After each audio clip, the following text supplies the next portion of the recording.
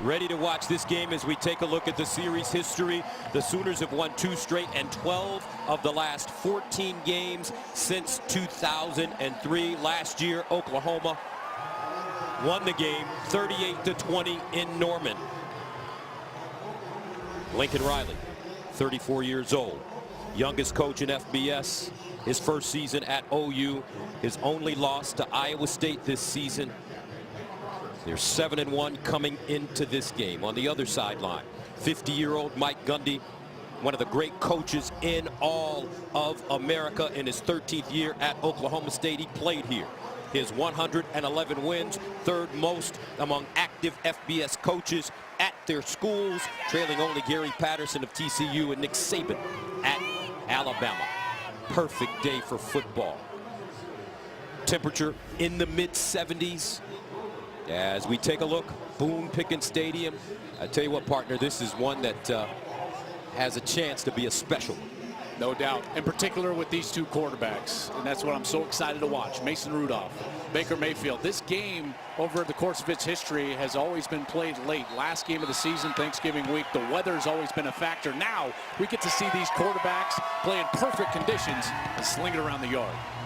Oklahoma State won the toss, deferred. OU to receive. Marcellus Sutton is the deep man, number 21, a junior from LaGrange, North Carolina. Matt Amendola will kick it away. Oklahoma State, Oklahoma, welcome to Bedlam. And OU will take a knee in the end zone. So the Sooners come on the floor, on the field rather, with Baker Mayfield. And what's the story when OU has the football? This team is so balanced, and it's not just Mayfield, but it really starts with their experienced offensive line, one of the best in America. They've got to protect Mayfield and continue to run the ball well. They're one of the best rushing teams in the entire country and the best in the Big 12. On the defensive side for Oklahoma State, it's really about maintaining their aggressiveness and turning the ball over, getting takeaways. Last week against West Virginia, 5 takeaways. They lead the Big 12 with 17 on the year. That needs to continue today. So Baker Mayfield leading OU onto the field. He's got magic in him, folks. He's like Willie Beeman. He's got magic dust sprinkled all around him. He knows what to do and when to do it. On first down at the 25.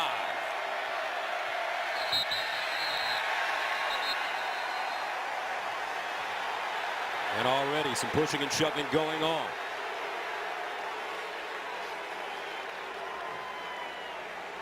Eric Wren just didn't snap the ball. Going to be a false start on Oklahoma. False start. Offense. Number 75. 5-yard penalty. First down. Eric Wren, the center, number 58, just didn't move. All 4 of the other offensive linemen took off when Mayfield clapped his hands, and this noise bothering OU early. So a first down and 15 at the 20. Mayfield throws it, and Rodney Anderson with the reception. He's chopped down by A.J. Green. So Baker Mayfield has never lost a true road game in his OU career. He's 12-0. This is the last big one on the schedule. They run it, and nothing. Anderson trying to get through the hole, and he is stopped by Jordan Brailford. Here's the first big opportunity of the game for Oklahoma State to try to get off the field, force a punt on OU's first series. These third down opportunities, the player that OU likes to target is their big tight end, who's going to be flexed out, number 81, Mark Andrews. And there's Andrews in motion right now. He comes into this game with 36 catches to lead the receiving corps. 3rd and 11 at the 24. Empty backfield for Mayfield. Baker Mayfield fires and picked off. A.J. Green stepped in. A.J. Green chopped down at the 27, and Oklahoma State is in business. Only the 4th interception of the season for Baker Mayfield.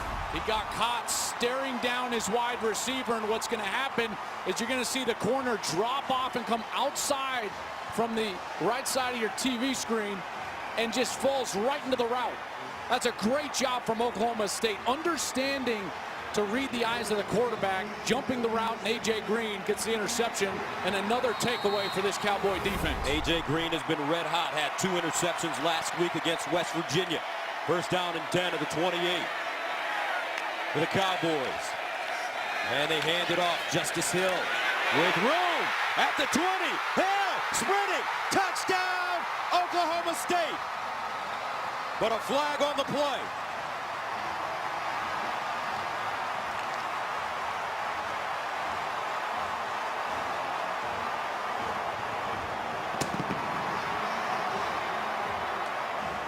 Looked like there might have been a hold on the right side of the offensive line.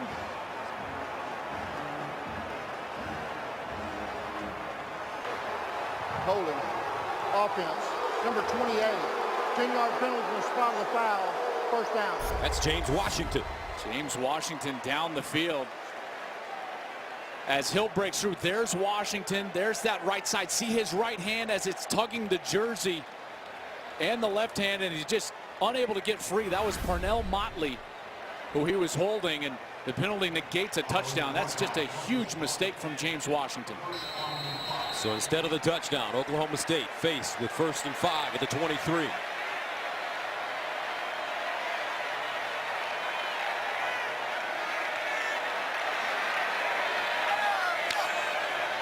And they'll hand it off to Hill, running the same way, breaks it back, stays on his feet, and dives forward to the 20-yard line. Justice Hill leads his team in rushing on the season, close to 900 yards. He's a sophomore out of Booker T. Washington in Tulsa. Here's Rudolph over the middle and incomplete. And a late flag is going to come in on Motley, number 11, who arrived just a touch early as Washington was trying to go up for that pass. Parnell Motley, sophomore from Washington, D.C., H.D. Woodson High School. Pass interference. Defense. Number 11. Spot foul. Automatic. First down. Lincoln Riley. When Bob Stoops retired in June, Riley, with just 2 years in the program as an offensive coordinator, was named his successor. Now wearing number 97. Got an eligible tackle on the field, number 97. That's normally number 73, Tevin Jenkins, the right guard, who's changed jerseys. He's on the left side of your screen. First down at the 11. Here's a handoff. Hill. And he's knocked down by Kenneth Murray, first man to him. Middle linebacker, freshman from Missouri City, Texas. Kenneth Murray is a good-looking young player, just a true freshman, 6'2", 242 pounds, very instinctual player, but also still learning. That's a very difficult position, the middle linebacker spot, to play as a young player because there's so much going on. He's got to get the calls, as you see him right now, trying to communicate with the defense. Second down and 9 at the 10-yard line. Rudolph hands it to Hill, tries to cut it back, but is stuck. And he may have lost a half yard on the play. Murray, first man to him again. Was Overton as well, just the sophomore. This guy, he's played some of his best football in the last couple of weeks, and he forces now a longer third down opportunity, and this is going to allow Oklahoma to put a few more of their resources into coverage to try to stop some of these great wide receivers that Oklahoma State has on the outside. So 3rd and 10 at the 11. Oklahoma State still with an opportunity to get a first down. Rudolph to throw it. Near side, incomplete. So Oklahoma State unable to capitalize with a touchdown off the Baker Mayfield interception as they bring on the field goal unit. Just such a bad penalty from James Washington, which negated the touchdown. That's a huge win for Oklahoma to force this field goal opportunity. Matt Amendola, sophomore from Lansdale, Pennsylvania, right outside Philly, comes in to attempt a 29-yarder. He's 12 of 18 on the season.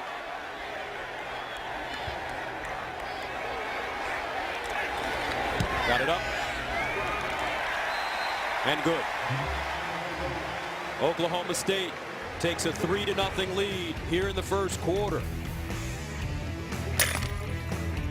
The first mention of it is in the Oklahoma newspaper in 1943. with no credit given to its originator. 3-0 Oklahoma State. Baker Mayfield will come back on the field after throwing only his 4th interception of the season. Marcelius Sutton is the deep man as Matt Amendola sends it away. Sutton will get a shot from his own 2. Flag on the play. Sutton still moving. Sutton breaks it to the 40. Sutton still moving, and he gets all the way to the Oklahoma State 45, but there is a flag.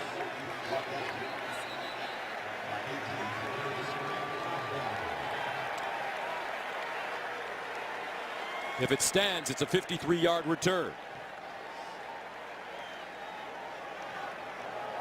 Illegal wedge formation on the receiving teeth. 3 people coming together, advancing up the field. It's a 15-yard or half the distance to the goal from the spot of the foul. First down.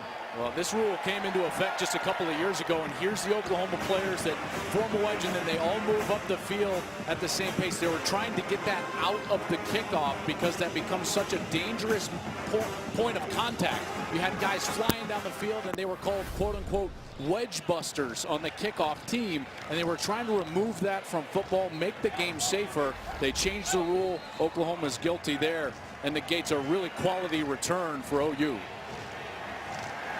So Mayfield will start from his own 7. Baker went over 10,000 passing yards in his OU career last week against Texas Tech. He was 22 of 34, 281, 4 touchdowns, 1 interception. Abdul Adams in the game at running back.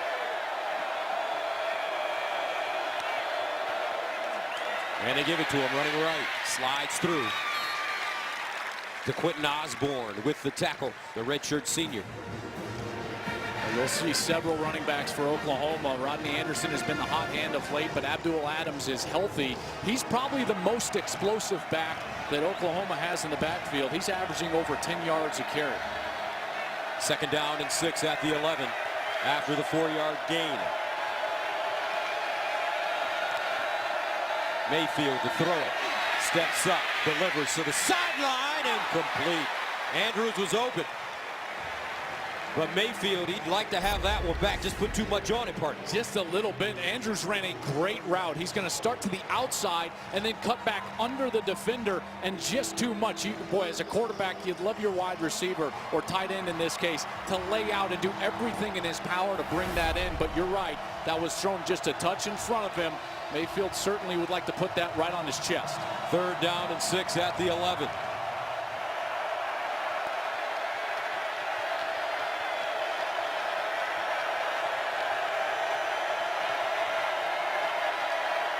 Here's Mayfield.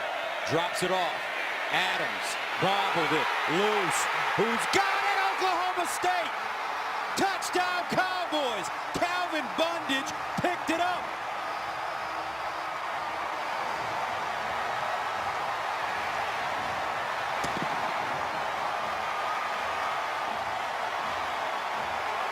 It looked like Adams just dropped the ball after securing the catch on the little swing route. Rolling on the field is a completed catch, fumble, recovered for a touchdown. What a great bounce for Calvin Bundage, who's able to get it.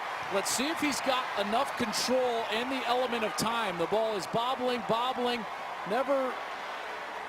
Boy, that's going to be close because you just never see it secured. Remember, it doesn't necessarily matter if he's moving with intent or having that football movement until the ball is secured.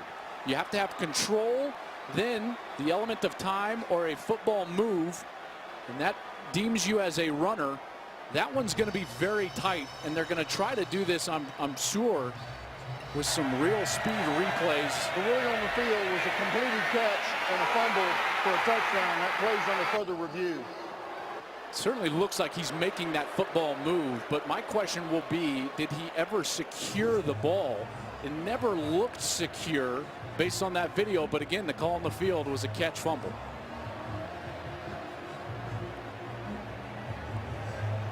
Here's another look. Dean Blandino, our rules analyst, working in the studio in Los Angeles. Dino joins us. Dean, what do you think? Yeah, I think Joel was explaining it well. It looks like the receiver does make a football move, but does he ever put the football away? You have to gain firm control, and the key is watch it in real time. Anytime you slow it down, you can make it look like he actually has it when he doesn't. This is close. To me, it's an incomplete pass. I don't think he ever puts it away. The call on the field was a catch fumble. I wouldn't be shocked if they stayed with it, but to me, he never puts that football away. I don't know, Joel. To me, this is a catch and a fumble and a touchdown. You know, it looks like it because he makes that football move. I'm just never certain that he gained control, but I'm with Dean. I think I would be surprised if they overturned it. This is one of those where regardless of the call on the field, I feel like they're going to stay with that. But shoot, I felt that way last week and was certainly wrong. You know, it's just never in control, whether it's the left or the right hand.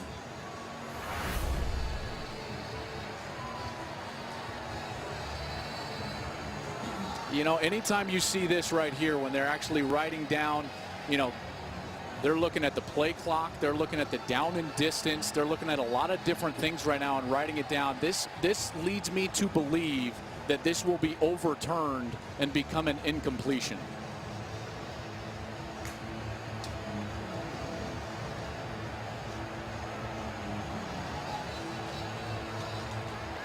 Because you just wouldn't need all that information. So if it's an incomplete pass, it will bring up 4th down and 6 for OU at the 11-yard line.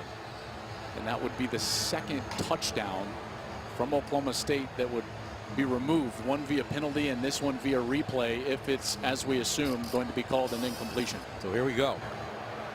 After reviewing the play, the receiver never established firm possession of the ball. It's an incomplete pass. It's 4th down and 6 at the 11-yard line. Please set the game clock to 11:18.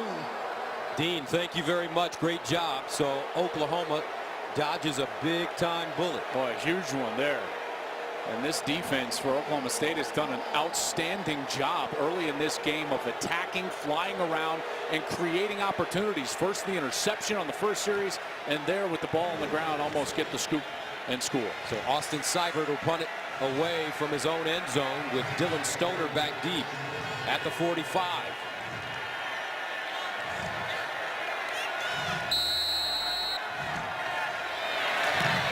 And they get it away, and it's a good punt. Stoner backpedaling, has it at the 35. So coming up, Mason Rudolph and the Cowboys on offense right after this.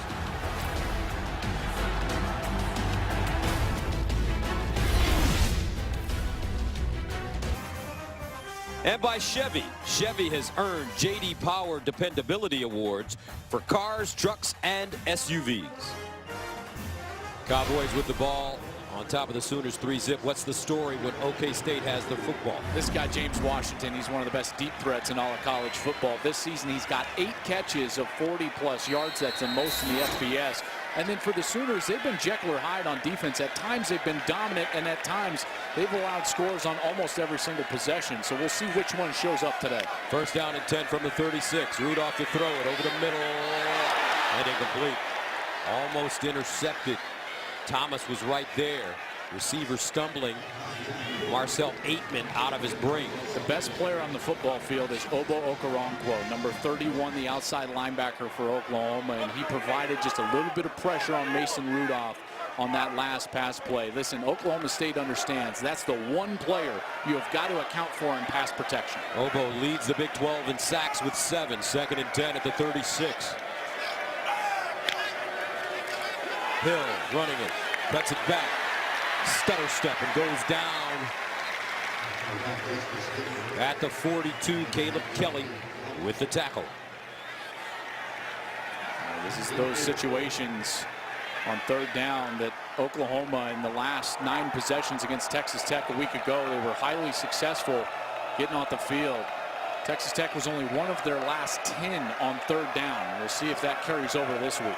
3rd down, 6 at the 40. Washington, the receiver at the bottom of your screen. He is a burner. Rudolph, play fake, looks that way, and incomplete, ball thrown high for Washington. Good coverage by Parnell Motley. And Oklahoma State will have to punt it away. And that throw from Rudolph is something that has crept into his game the last couple of weeks. Last week we saw some overthrows in their game against West Virginia. He's been struggling a little bit with the health of that right shoulder, his throwing shoulder. They've tried to downplay it, but overthrown here on a big third down.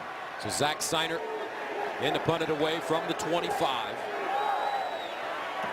C.D. Lamb is a deep man. This one, a line drive. Lamb from the 20 steps up. Lamb still on the move and finally is wrestled down at the 30-yard line. A 40-yard punt, a 10-yard return. Zacharias Green with the tackle. Baker Mayfield not off to a good start. Let's see if he can get it rolling right after this.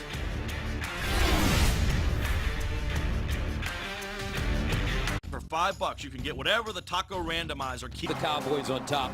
Moments later, Charles Thompson's 18-yard touchdown run allowed Oklahoma to regain the lead. Mike Gundy had a chance to win it for the Cowboys, but Brent Parker just couldn't handle the throw. Coach Gundy. Such a huge part of this program as a player and a coach. The winningest coach in Oklahoma State history. First down and 10 at the 29 for Baker Mayfield.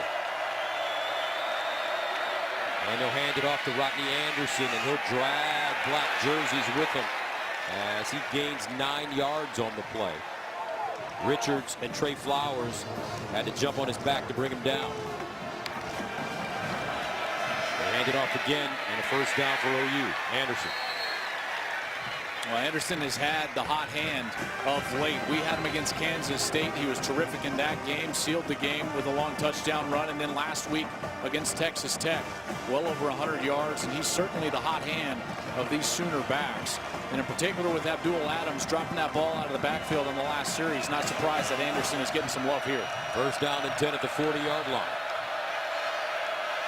Oklahoma has dodged 2 big bullets. They could be down 14-0. Here's Mayfield. Delivers. Caught. This one in the crease. Michael Jones, his 6th reception of the year. He's averaging 22 yards per catch. That's a gain of 11. Yeah, and this tempo is as quick as Oklahoma has gone in the last couple of weeks. Now they'll slow it down a little bit as they've gotten up to midfield. And this is more of what we've seen this year. Not necessarily methodical, but for them in a spread offense, just a touch. Anderson, the deep back. First and 10 at the 49. Play fake. Mayfield goes through his progressions. Wide open. Caught. Dimitri Flowers. Touchdown OU. 49 yards.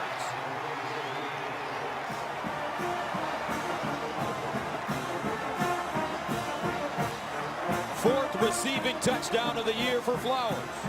The move that Flowers makes in the route is exceptional. Watch right here. Flowers is going to come out, and then the safety, which is Trey Flowers, his cousin, he's coming to guard him, and right here he's going to give an inside move. Flowers falls down, then his cousin Flowers catches the ball and takes it into the end zone. These two are as close as close can be.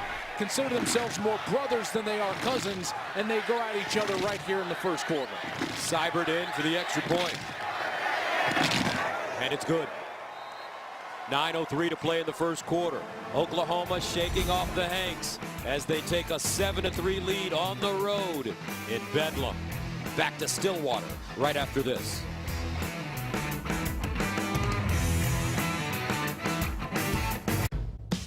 Flowers with the 49-yard touchdown catch as he beat his cousin for 6. Johnson, the deep man. And this one goes out of the end zone. Let's go downstairs to Jenny Tabb. JT, what do you got? Well, Gus, you mentioned it. The two are more like brothers than cousins. I had a chance to talk to Trey earlier this week about the relationship. He said at one time they dreamed about playing together. Trey is a year older. He decided on Oklahoma State. Dimitri had been close to following, but the Cowboys wanted Dimitri to play defense. Well, his heart was set on offense, and I guess we saw a little bit why there. He said the two are very close. They talk every week. Right now, he needs some bragging rights, guys. Trey wants to get a win for his family's sake. All right, well, Dimitri certainly has the bragging rights going on right now. First down and 10 at the 25. Rudolph to the sideline. And knocked away. Well defended by Parnell Motley. And they've been going at him early, Joel. Well, Jordan Thomas is the more experienced corner, and he's been probably a little better this year. And Motley has gotten the bulk of the attention from opposing offenses because of that. And he's proving himself well here. He did have the pass interference call early in this game, but a couple of nice plays here in the last few series, and settling in nicely against this very potent passing attack. Rudolph off to a slow start. He's 0 for 4, 2nd and 10 at the 25. Here's Mason Rudolph to throw it. With time, lofts it up. Aitman! Make that Johnson, caught! And down at the 15. A 60-yard reception. Stephen Parker takes him down. Well, what you're going to see here is the safety gets kind of lost because the route's going to come from the inside. It's a slot receiver that comes in. He's going to force his way out, and then he's going to take his way all the way to the middle of the field, and there was no safety help there for Stephen Parker, who got lost in the middle of the field. Great throw from Mason Rudolph down the field. Tyron Johnson, the LSU transfer, with his 13th catch of the season. First down at the Oklahoma 15 for Oklahoma State. Rudolph guns it underneath and incomplete. James Washington, the intended receiver, just couldn't hold on. Well, everybody else was expecting Mason Rudolph to hand that ball off. Even the wide receivers were looking back at him, almost surprised that he was trying to throw it their direction, and they weren't trying to create any separation. It's one of the reasons that one fell incomplete. 2nd and 10.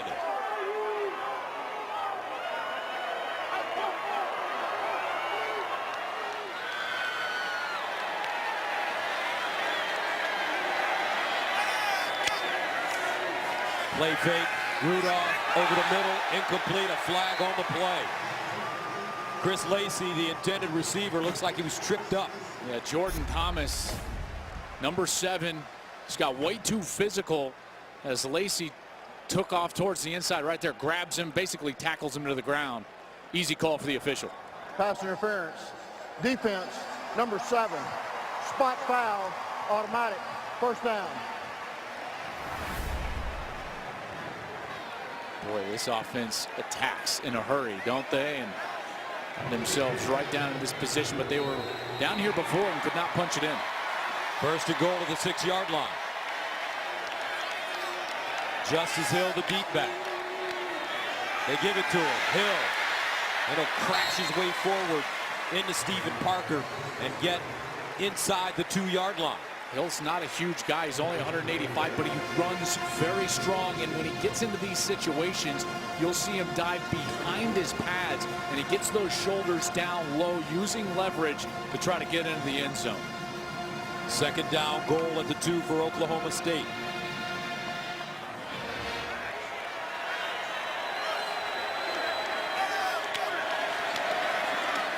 Rudolph running it, and they were prepared. The Oklahoma defense sits on him. TJ Ward didn't bite on the play fake. And exactly what happened a week ago. They tried to get Rudolph loose inside the 5 and dive in for a touchdown. Oklahoma was ready, saw the film, and TJ Ward played that perfectly, brings the big quarterback to the ground. So 3rd down and goal at the Oklahoma 1 for Oklahoma State. Trailing it 7-3.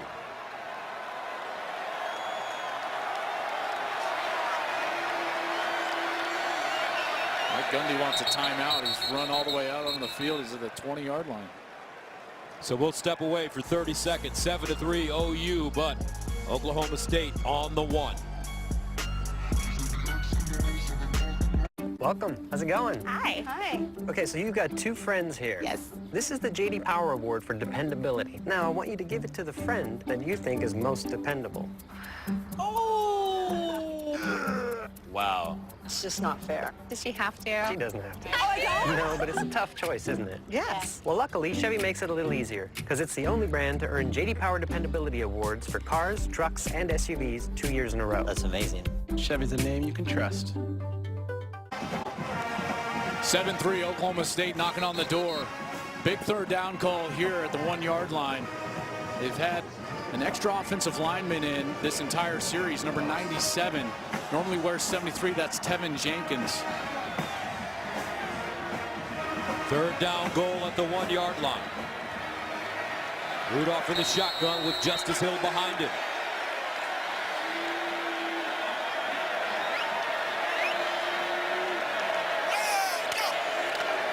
Quick throw into the end zone. Marcell Ateman with the catch and touchdown. What a beautiful throw and an even better catch.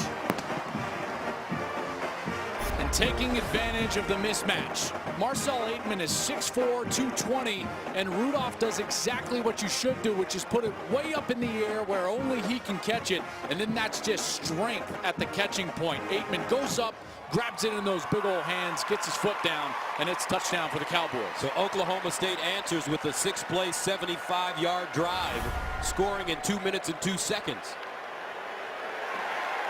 The 60-yard catch by Tyron Johnson, the big play on that drive. And with 7:01 to go. The Cowboys back on top. Here's Matt Amendola for the extra point.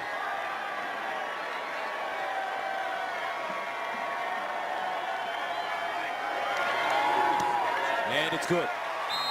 10-7. 7:01 to play in the first quarter.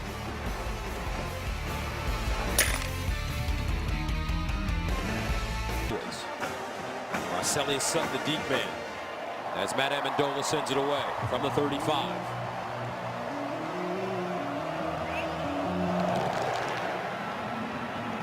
And Sutton steps up. He'll start from the 2. And Sutton chopped down as he crosses the 20-yard line. So tonight on Fox, it's a Big Ten matchup as Minnesota takes on Michigan at 7:30 Eastern. Then later on FS1, Oregon takes on number 12 Washington. See it all on Fox and FS1 or stream it all live on Fox Sports Go. Every game is everything. Yeah, that change that Michigan made at quarterback position certainly has the feel like it might turn their season around a little bit. Brandon Peters goes in. He was the #1 player in the state of Indiana out of high school. Gatorade Player of the Year, 6th quarterback in the country, and has been playing well since they put him into the lineup. First down and 10 at the 20. Trey Sermon now in the game at running back behind Baker Mayfield.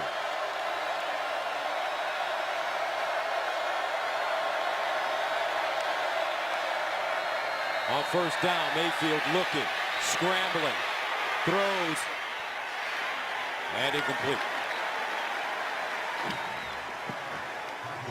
Good coverage down the field from Oklahoma State, not biting on that play fake. And then down the field, the man coverage was excellent. Mayfield nowhere to go as Lincoln Riley tried to dial something up for his quarterback. Head coach, of course, but still maintains the play calling duties, which is the prowess that got him to where he's at in the coaching ranks today. Second down and 10 at the 20. Empty backfield for Mayfield. Here comes a blitz. They pick it up, flag on the play, underneath route, and this one is caught. Hollywood Brown, the sophomore, with a big game.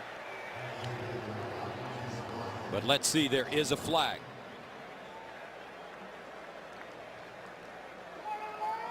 Looks like offside. They were trying to bring that blitz, and Calvin Bundage, #1, I think that he just mistimed it from the linebacker spot. And it was just across the line of scrimmage. Offside. Defense, #1. In the neutral zone for snap. 5-yard penalty. Replay. Second down. Here's Bundage, #1 right here, and he's going to be blitzing in just a hair too early. Boy, that was very close. Certainly didn't look like it on that replay. So it makes it second down and 5 at the 25.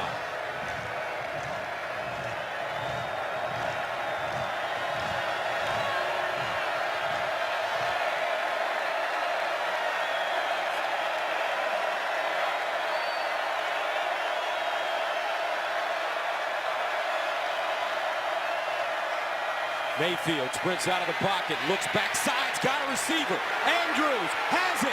Andrews all the way down to the Oklahoma State 20-yard line. Edison Magruder with the tackle, but it's a 55-yard gain.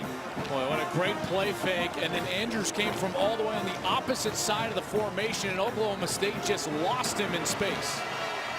First down at the 20. Mayfield pump fake. Mayfield looking, scrambling, steps up, delivers underneath. Brown again with the reception, and he goes out of play at the 10. Edison Magruder there to usher him out of bounds. I haven't seen a player since Johnny Manziel that executes amidst chaos like Baker Mayfield. It looks like it's a frenetic pace, and yet Mayfield is making really calm decisions outside of the pocket when the play breaks down. He's just so good in those moments, and Mike Gundy was certainly concerned about that coming into this game. 2nd down and 1 at the 11.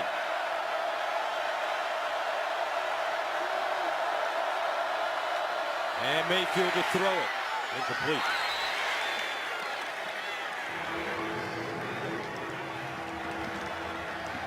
Third down and short.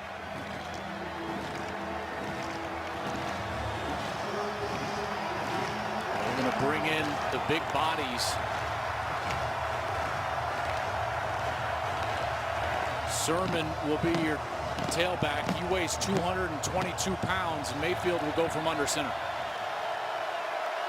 3rd down and 1 at the 11-yard line. Mayfield hands it off to Sermon, looking for the 1st down, and he has it.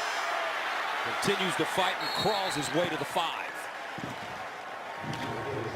Yeah, great push by the offensive line. Drew Samia, the right guard, did an excellent job. He blocked down to his left and cleared the path for the entire way. Samia, a junior from Sacramento, California, 6'5", 302. Very good offensive lineman. He did not play against Iowa State. That was one of the reasons they were giving up so much pressure against the Cyclones when they lost that game at home. 1st down and goal at the 5-yard line for OU. Mayfield gives it up. The end around. Badette, touchdown Sooners. Jeff Badette squeezing his way into the end zone. And Oklahoma takes a 13-10 lead. Boy, it was a race to that pylon. Badette has certainly got the jets. Right here, he's going to turn it on, and now it's just a race, and he gets just inside of that pylon.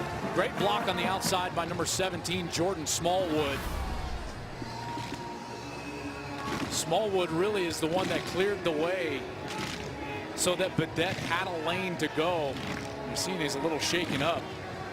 This is one of the tightest sidelines that you've got in all of college football. These walls, these black mats that are up are closer to the field of play than really anywhere else, and I'm going to make sure that he got in. He certainly was in. You see, with that type of speed and momentum as they go crashing into the ground, and the wall is not much further behind where that camera angle was.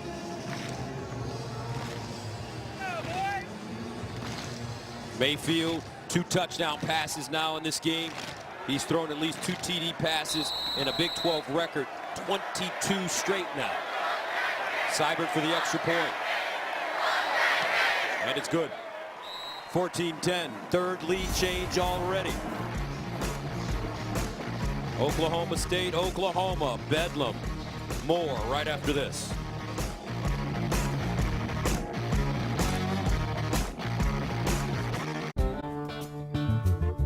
May your hands always be busy. May your feet always be swift. May you have a strong foundation when the winds change. And it's always tougher on the road team because you just don't have the resources, the food, the accommodations. So that'll be an uphill climb for Penn State, facing a pretty salty Michigan State team there in East Lansing. Especially after the Spartans lost to Northwestern last week. Rudolph throws it as he finds his receiver over the middle at the 30-yard line. He just dropped it. Fine Feyuiaki. Pretty sure I just got that right. Yeah, you did. I was waiting for you. Nice drop. I appreciate that. Youngster. You do it. Back to you. 2nd and 10 at the 25. I'll get him the next time. Rudolph, delayed handoff. Hill follows his blockers and gets to the 31. 5-yard gain. Well, got the big play on the last series, but here they come out and a little conservative trying to run the ball. Third down, 5 at the 30. Hill again. And Hill lowers his shoulders. He will not have enough for the first down. Well, this is interesting now because of the rhythm that Oklahoma has established on offense. I know they think they can go get this yard, but this is a precarious spot to go for it on a 4th down. Just at the, 34-yard line? And it looks like Mike Gundy is going to run his punt team out onto the field. They thought about it for quite a while, but that's why I was surprised with the 3rd down run call. If you're going to punt it anyways, I think you got to have the ball in Mason Rudolph's hands there. So Signer will punt it from a 19-yard line. C.D. Lamb standing at the 25 for Oklahoma.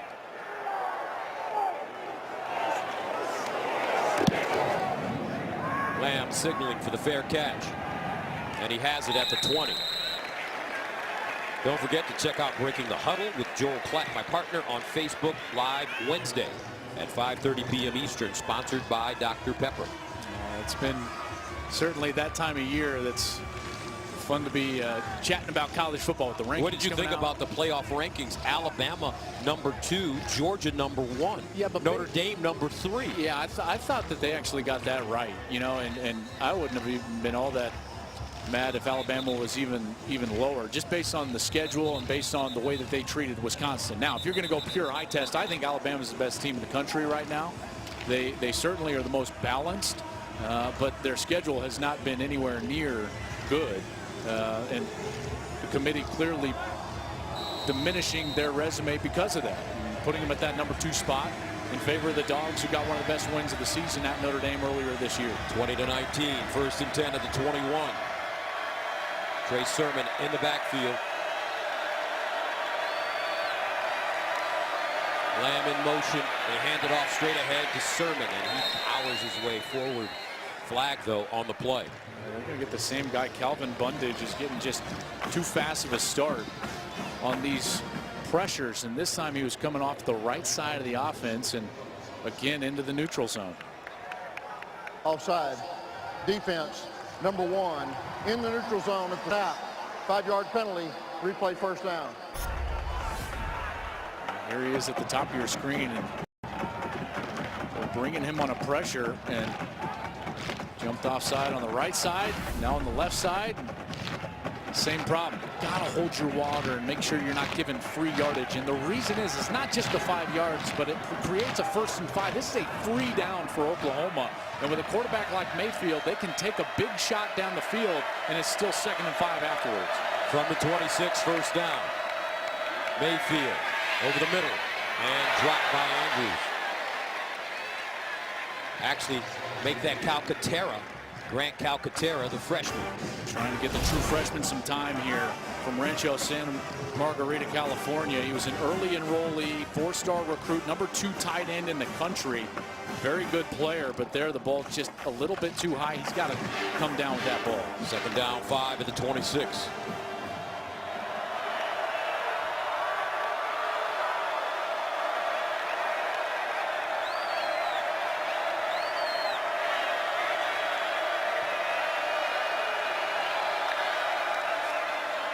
Sermon, and he is ambushed before he gets to the line of scrimmage. Jordan Brailford, the redshirt sophomore from Tulsa, makes the tackle. What you see here is just off the edge. They don't block the defensive end, and he just comes crashing down and blows the play up before they can really get going. And it creates a situation now where the 3rd down opportunity becomes an obvious passing situation. Sooners lose 2, 3rd and 7 at the 24.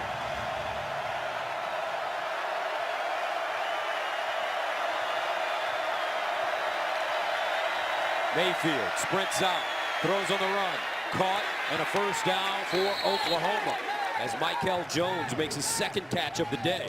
Really good route from Michael Jones because he takes off with speed. He's going to come all the way out, and he's going to force the defensive back to turn around, and then he just dips out of it, hits the brakes, comes back for the completion and a conversion for the Sooners. On 3rd and 7, Oklahoma gets 11, 1st down at the 35.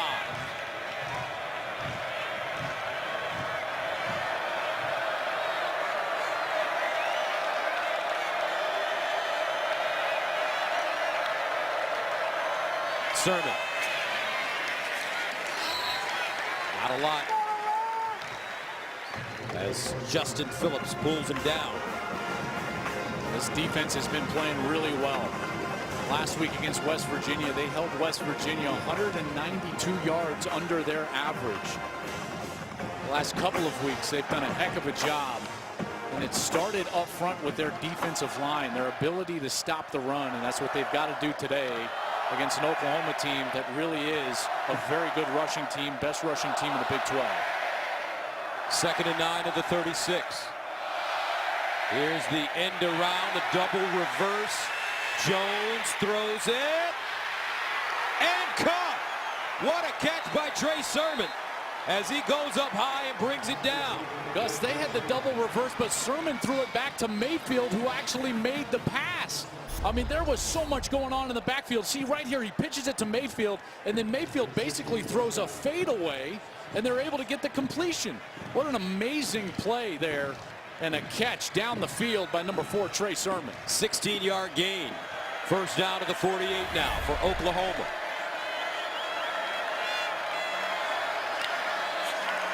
Play fake. Far side. Caught. Brown running. Hollywood Brown knocked out of play as he gets inside the 15. Check out Dimitri Flowers. He's going to be coming out from the fullback spot, and he's going to lay the key block on the outside right there. Boom! He's going to get A.J. Green on the ground. Brown waited and was patient enough to allow that block to happen, and then he takes off with the speed. 36-yard gain for Marquise Brown. 1st and 10 at the 12.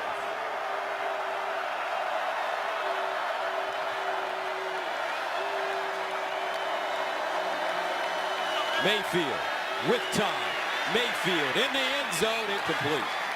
And a flag. Andrews, the intended receiver.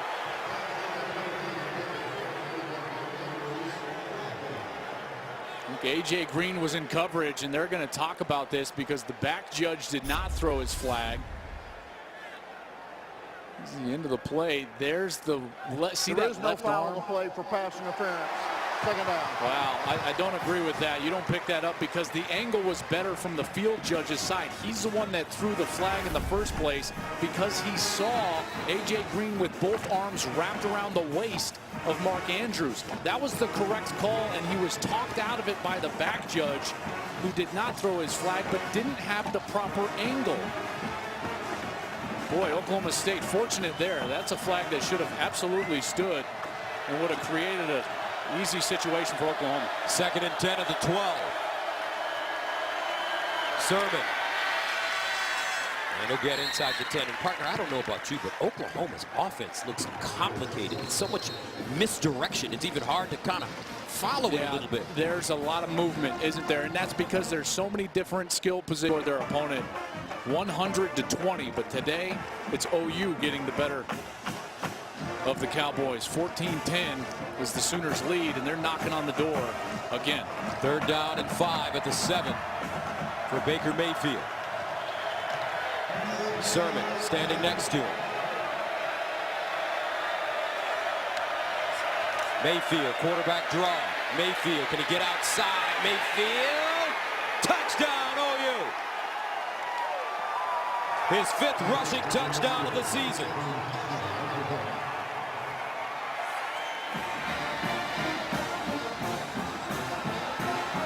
How about this stiff arm from Baker Mayfield? He was going to get tackled for about 1 yard gain, maybe 2, by Justin Phillips, number 19, and Mayfield just said, "Get out of my face," and runs to the pylon. Mayfield, a big guy. He weighs 220 pounds, 6'1". Some compare him to Favre in terms of his personality.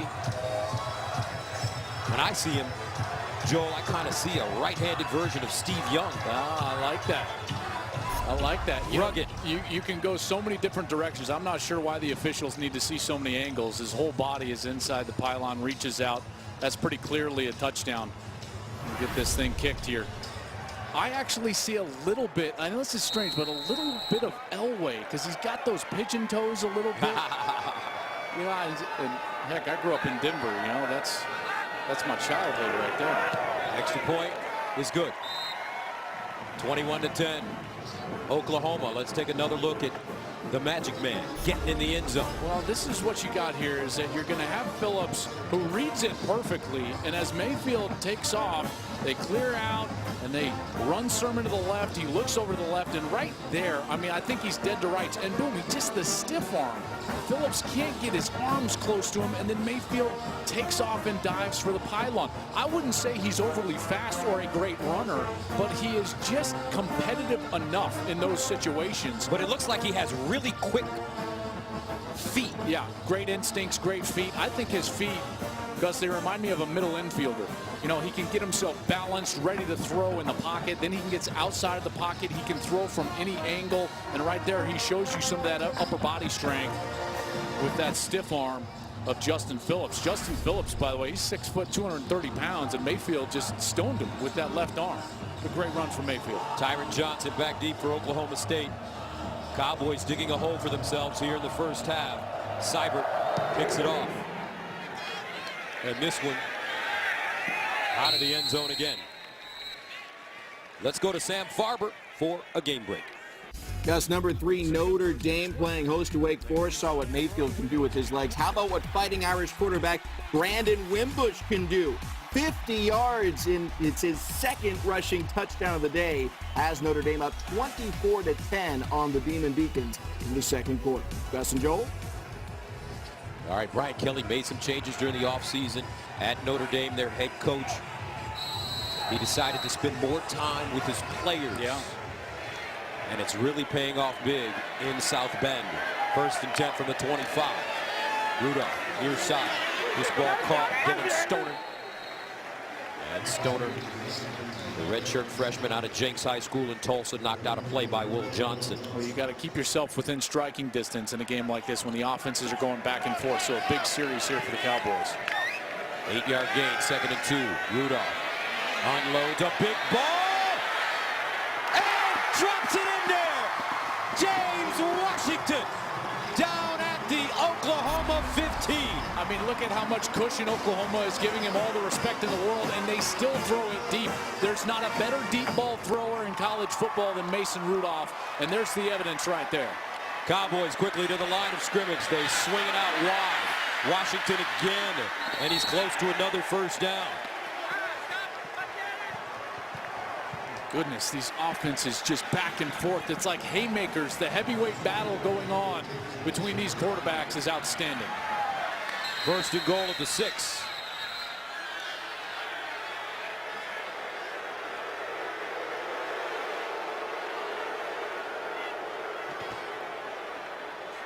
The chains were not set properly. 2nd down. Remember, you can't go as fast as you want to after a first down because they've got to get that down marker set. Wasn't quite set, so they stopped play, and those 2 completions. Boy, Washington down the field. He is just so dangerous, and in large part because of the way Rudolph gives him a chance, puts air on the ball, and is so accurate down the field. 1st down and goal to the 6-yard line for Oklahoma State. They hand it off to Hill. Touchdown, Cowboys.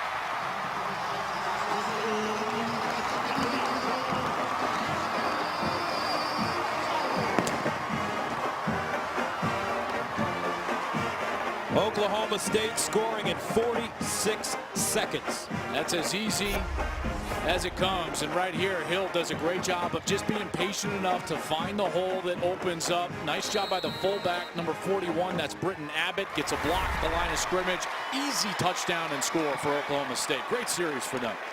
Amendola. Extra point good. Unbutton your shirt, folks. Settle in. This has the makings of a high-scoring affair today in Stillwater.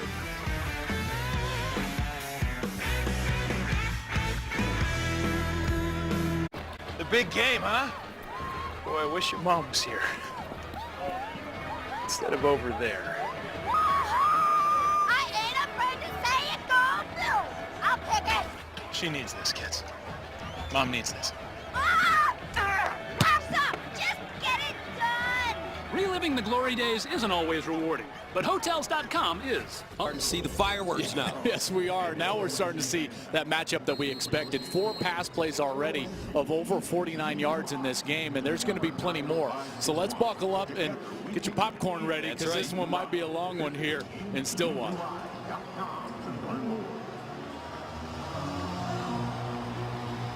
.38 points and 399 yards in 16 minutes between these two teams. Amendola will send it away. Sutton standing at his own goal line. And he'll get a chance from the 1.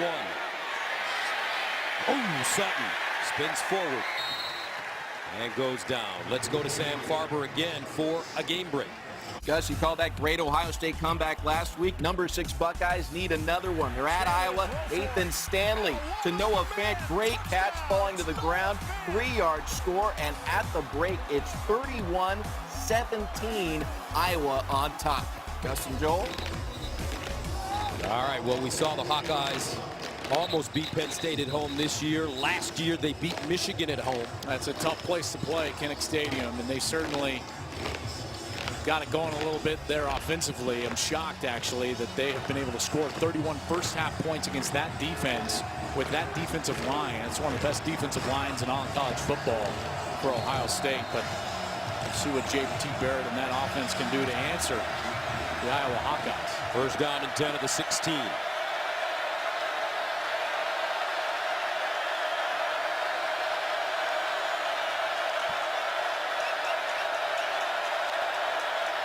Mayfield to throw it, pump fake.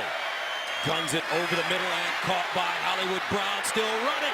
Hollywood Brown all the way. Touchdown, Oklahoma. 84 yards.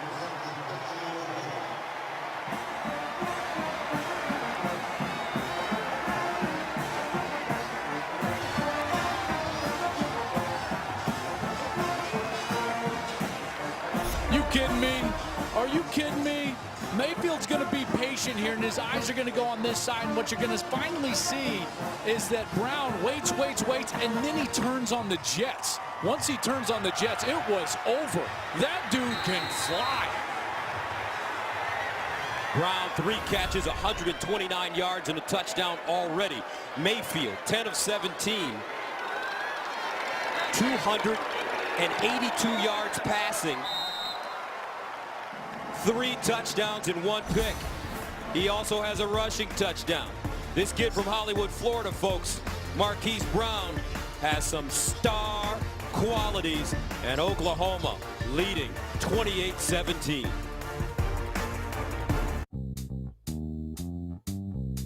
Earlier during the season, this is his 3rd 100-yard game of the year for the sophomore from Hollywood, Florida. And this one out of the back of the end zone. Time now for winning duos sponsored by Volkswagen. Why settle for an SUV when you can have an SUVW? When you look at these 2 quarterbacks, this is the first time since 2012 that we've had 2 quarterbacks play against each other in this conference with 24,000 combined passing yards. And today, what you're seeing is Mayfield getting loose early. Now, Mason Rudolph in the last couple of series, they have been attacking down the field, in particular to James Washington. Washington 2 catches now for 61 yards on the day. I'm certain that they're going to attack that and try to exploit this OU secondary again on this series. First down at the 25. Rudolph in the gun with Justice Hill in the backfield.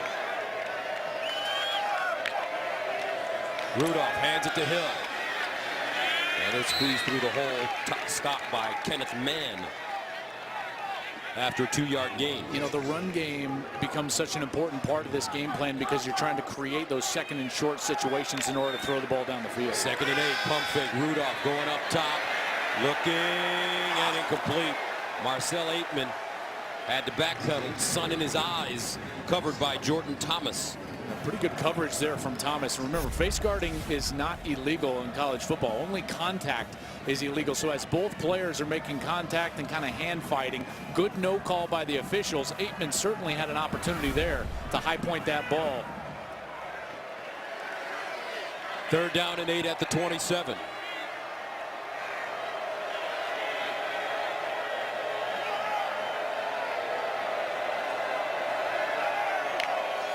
Here's Rudolph with time. Rudolph throws up the sideline and caught. Chris Lacey at the Oklahoma 40. He waited for it. Jordan Thomas, the corner, just got lost in coverage. Did a nice job initially at the snap of the football, then got lost. Rudolph found him and attacked the weakness in coverage. A 32-yard gain, 1st down to the far side and incomplete.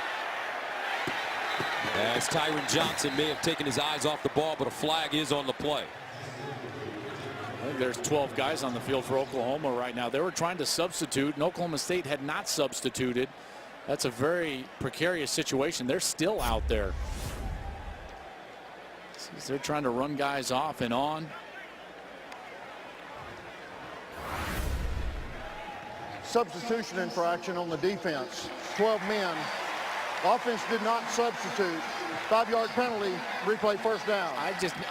Unless the offense substitutes, I just don't think you can run extra guys in and out of the game. And Lincoln Riley and the coaching staff will have to change up what they're trying to do there with the personnel. 1st down and 5. Hill breaks free. Hill high stepping all the way to the Oklahoma 15. Stephen Parker there to trip him up. If not, another touchdown for the Cowboys. 1st down. Rudolph looking and incomplete. Hill out of the backfield, the intended receiver. Yeah, they cannot allow Mason Rudolph to just stand back in the pocket. Their defensive backs for Oklahoma are just not good enough in coverage to cover these wide receivers. That's why I'm pretty shocked that they've got Obo Okoronkwo, number 31, in pass coverage and not up at the line of scrimmage rushing Mason Rudolph. He's the one that can quicken the timing of the quarterback, and he's got to start getting loose in that pass rush. Remember, he leads the conference in sacks with 7. 2nd and 10. Underneath, caught inside the 5. Chris Lacey again. And now Rudolph starting to really spread it around. Yeah, and you see the decisiveness of some of these throws. He's doing a great job getting himself set. The ball is not sailing high on him like it was early in this game, and he's been absolutely sensational the last couple of series, picking this defense apart. 1st down and goal at the OU 3 for Oklahoma State. Out of the diamond formation, Justice Hill, the deep man. Rudolph quickly and broken up. Another good defensive play by Jordan Thomas, intended for Marcell Ateman. They're still out there in one-on-one coverage. I wouldn't be shocked if Oklahoma State went right back at it, because they've got the mismatch on both sides. James Washington is going to be at the top of your screen. He's working on Parnell Motley. And Ateman's at the bottom of your screen. He's working against Jordan Thomas. You can go either one of those spots in one-on-one matchups, and you've got the advantage if you're Oklahoma State. Last time they were this close, they ran it in with Hill. 2nd and goal at the 3. Hill following and tracked down from behind by Caleb Kelly. But that's what the adjustment was, is because it was such an easy rushing touchdown on the last series. Oklahoma brought all those resources in to stop the run, and now it's one-on-one on the outside. Last time they had 3rd and goal inside the 5, they threw the fade to Marcell Ateman. I wouldn't be shocked if they go back at it, because again, you've got one-on-ones on the outside, and Oklahoma State has the matchup advantage. Ateman, the receiver, number 3 at the bottom of your screen. And they'll run it and won't get it again with Justice Hill. Caleb Kelly. So that brings up 4th down and goal, and it looks like Oklahoma State will go for it. I think Mason Rudolph just talked his head coach into going for it. He was looking at the sideline, shouting at him. He said, "Let's go." And you could see his arm moving like he wants to be out there. He wants to have this ball in his hands. Same defense. 4th down goal at the 3. Rudolph, play fake. Rudolph, end zone, touchdown. Marcell Ateman. And you called it, partner. Ateman in the corner. Touchdown, Oklahoma State. Aitman is just too big and too physical. 6'4", 220. He's working against Jordan Thomas, who's giving up 4 inches on him, and they're just going to body him up. Watch this. He's almost boxing him out like a postman in basketball. He's just going to stick that left hip out, create a little separation, and then he dips out of it. That's a quality throw from Mason Rudolph. Second receiving touchdown of the game for Marcell Aitman. Amendola. 11:09 to play in the second quarter. 28-24. Oklahoma State responding.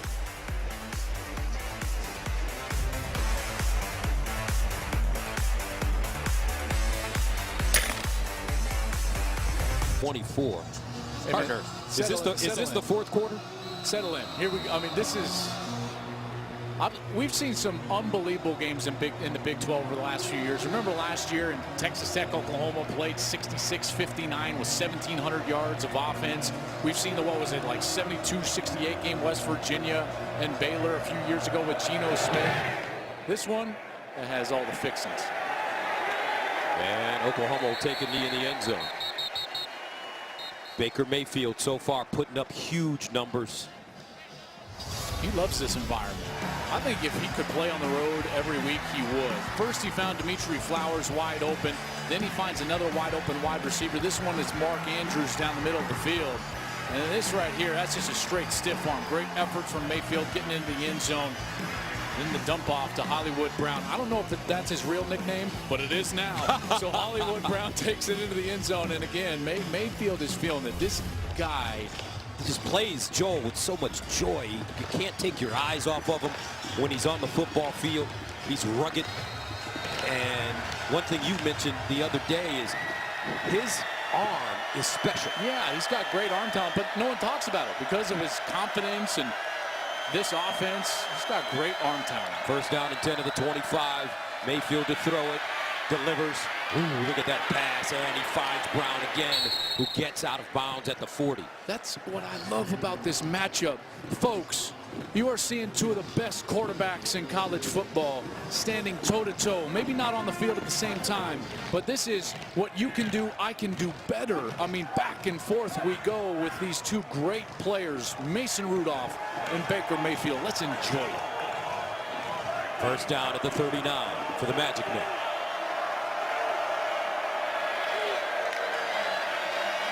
And he'll hand it off. Actually throws it wide, and it's Sermon. Sermon still moving, and he gets close to a first down. There's been a lot of eye candy for Oklahoma, a lot of extra movement that we haven't seen previously in the season. Lincoln Riley adding some of those wrinkles into the game plan. As we've seen the last 4 times that Oklahoma has touched the ball, they've been able to go at least 71 yards for a touchdown. People in the OU athletic department feel that Lincoln Riley, although he's 34, youngest coach in Division I, he has a special talent. That's why they gave him the job. 2nd and 1 at the 48. They hand it off to Sermon. And Sermon tried to get outside, but Darius Williams says, not on my watch. Now, here's an interesting part of what we're going to have go on in this game is the ability of one of these offenses to maybe grind out a series and give their defense a little time to rest so that potentially one of these defenses can get a stop. That's what Oklahoma seems like they're doing right now, slowing down the tempo and featuring the run. A couple of guys back there in the backfield. 1st and 10 at the 47. Anderson and Sermon in the backfield. And they give it to Anderson. Anderson with running room. Anderson bounces it outside, stays on his feet, and goes out of bounds inside the Oklahoma State 30. That's a 20-yard gain. Trey Flowers knocks him out of play. When you watch this kid run, you got to understand that he's got good patience, and then he sets up his blocks well. He runs to color. Okay, so he allows those wide receivers to just get in the way and runs opposite of that, setting up the defender to be wrong on the other side of that block. Anderson came into this game with 419 yards rushing on 65 carries, averaging 6.3 yards per carry. Picked up 20 there. 1st and 10 at the 27. Sermon now in the backfield with Mayfield. Here's Baker looking. Scrambling, throws on the move, and incomplete. as he skips that one to Mark Andrews. Yeah, he wanted Andrews the whole time, but Andrews got knocked down early on in the route. So Mayfield, knowing that he wasn't out of the pocket, he did a smart job of just getting himself a little bit of space in order to burn the football. He's just thrown that away and throws it at the feet of his tight end. You talk about a grinded out drive. You can't forget last year about that 8-minute, 28-second drive Oklahoma had against Oklahoma State to win Bedlam. A drive that ended with Samaje Perine taking a knee at the 2 rather than scoring a touchdown. 2nd and 10. Mayfield. And he finds his receiver. It's Brown. Look at Hollywood. Lights, camera, action, folks. And he's not from Hollywood, California. He's from Hollywood, Florida. Oh, he will forever be known as Hollywood. Now he's like taking on the nickname. Look at him. He's like just the dip back right there.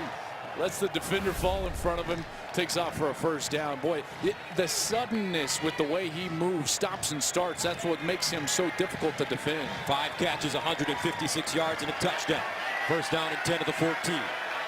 Sermon, Anderson in the split backfield with Mayfield. And they give it to Anderson. Touchdown OU. 14 yards. Track meet. 34-24. OSU did a great job. They get into the backfield here, right here. This is Cole Waltersheed, and he's going to get inside of his man and actually contact Anderson in the backfield. Right there, you think to yourself, oh, the play's dead. Anderson breaks the tackle, gets downfield, sets up his blocks well, and finds the end zone. 8:12 to play. Second quarter. Seibert in for the extra point. These kickers getting a lot of action in the first half, as the extra point is good. 628 yards in total offense. 8 touchdowns scored already. And we still have 8 minutes to play in the first half.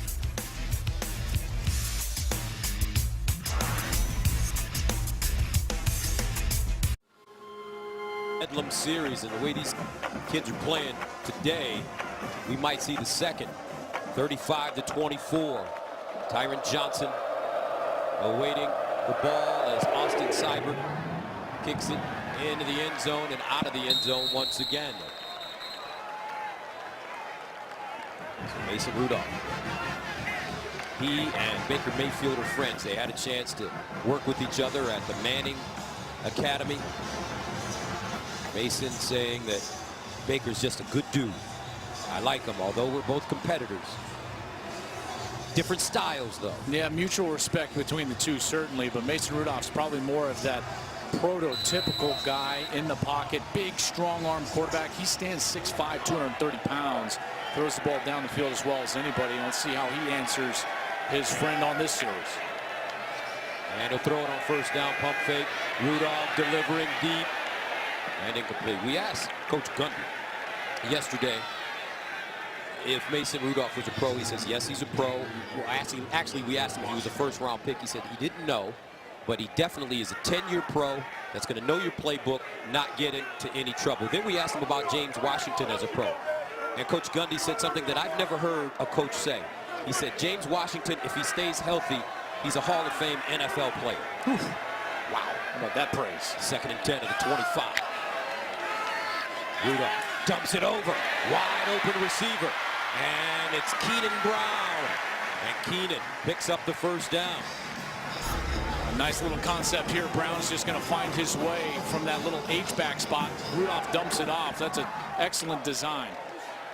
Rudolph to throw it again. Guns it. First down, Oklahoma State, James Washington. Boy, this defense, really both defenses, they've got to find some way to disrupt the timing of one of these passers. They just have not been able to get home at all. First down at the 49. Hill breaks through. Hill spins forward. Another first down as he stopped at the Oklahoma 34. A 14-yard gain. Houghton with the tackle. Yeah, Khalil Houghton is down. He was the one that made contact with Hill, and it was a big collision. Hill and Houghton in the backfield, and Houghton never quite got right after the contact was made. Boy, that was a big collision in the middle of the field. Houghton from Waco, Texas, Midway High School, junior. He's been battling some injuries, had just finally gotten healthy and got back onto the field. Wow, I mean, there you see that right leg was bent back under Houghton. And that's exactly what he's reaching for there, is that right foot, right ankle area.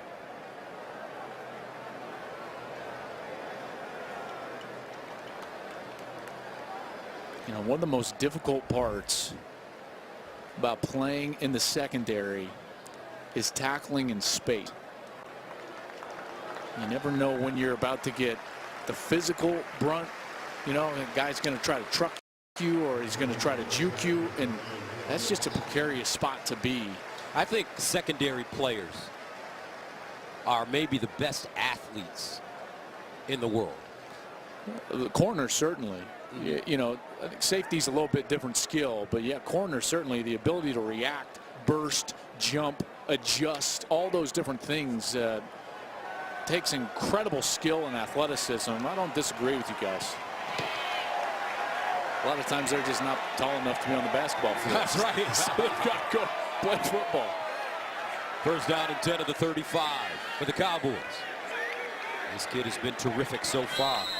Mason Rudolph. His team trailing 35-24.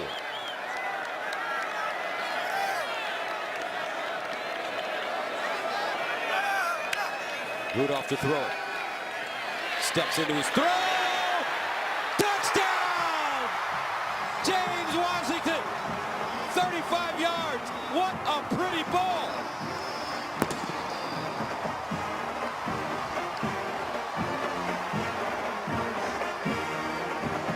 Two things working in Oklahoma State's favor. No pressure on the quarterback and one-on-one coverage against James Washington. That's lights out. Before the snap ever happens, James Washington is going to beat one-on-one coverage. There's no two ways about it. Rudolph knows that when he gets that look, that's the first place he's going.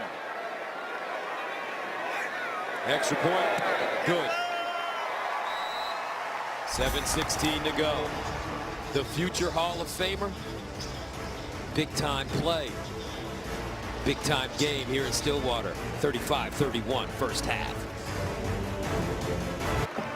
And so far we are seeing an incredible battle between these two quarterbacks. Boy, and they're going to have to be brilliant the rest of the day. You know, it's none of this, hey, who's going to help me out? No, no, no. This game is on Rudolph and Mayfield. And here we go. Buckle it up. Each quarterback has thrown 3 touchdown passes. Amendola kicking it off. Sutton brings it out of the end zone. Sutton. Ooh. And he gets drilled. Some hard hitting going on both sides of the field. Let's go downstairs to Jenny Tabb. Kirk Tucker with the tackle. Well, just a little bit more, guys, on the relationship between these two quarterbacks. You mentioned that they know each other from the Manning camps, but it turns out they actually met and got closer through former Sooner quarterback Trevor Knight, and that's because a group of them actually went on spring break together. So I asked Mayfield about the relationship. He said, "We do not talk during the season. That is how we like it." And as for Rudolph, he said, "You just never get sick of playing against the best. This kind of game, it always gets them going." All right, Jenny, thank you. 35-31. Here comes Mayfield. First down at the 24.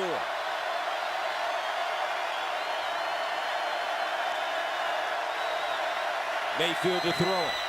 Over the middle. Wide open. And this time, it's Michael Jones who's been making some big plays in this first half. That's a 31-yard gain. These defensive coordinators for both teams are just content getting picked apart because they're not providing any pressure. Offensive line does a great job. Mayfield has all day to throw, and when that happens, you're going to get beat because that guy's going to find an open receiver, and he's got too much arm talent to miss a guy that's open down the field. First down at the 46.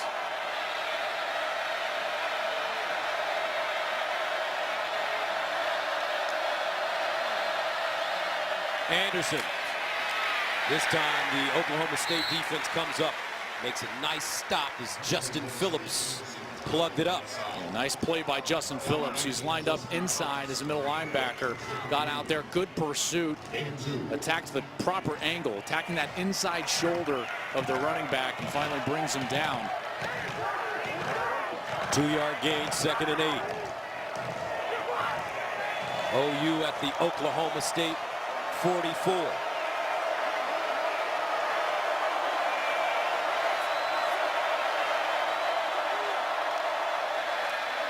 Mayfield fires, caught near side, and it's Brown again.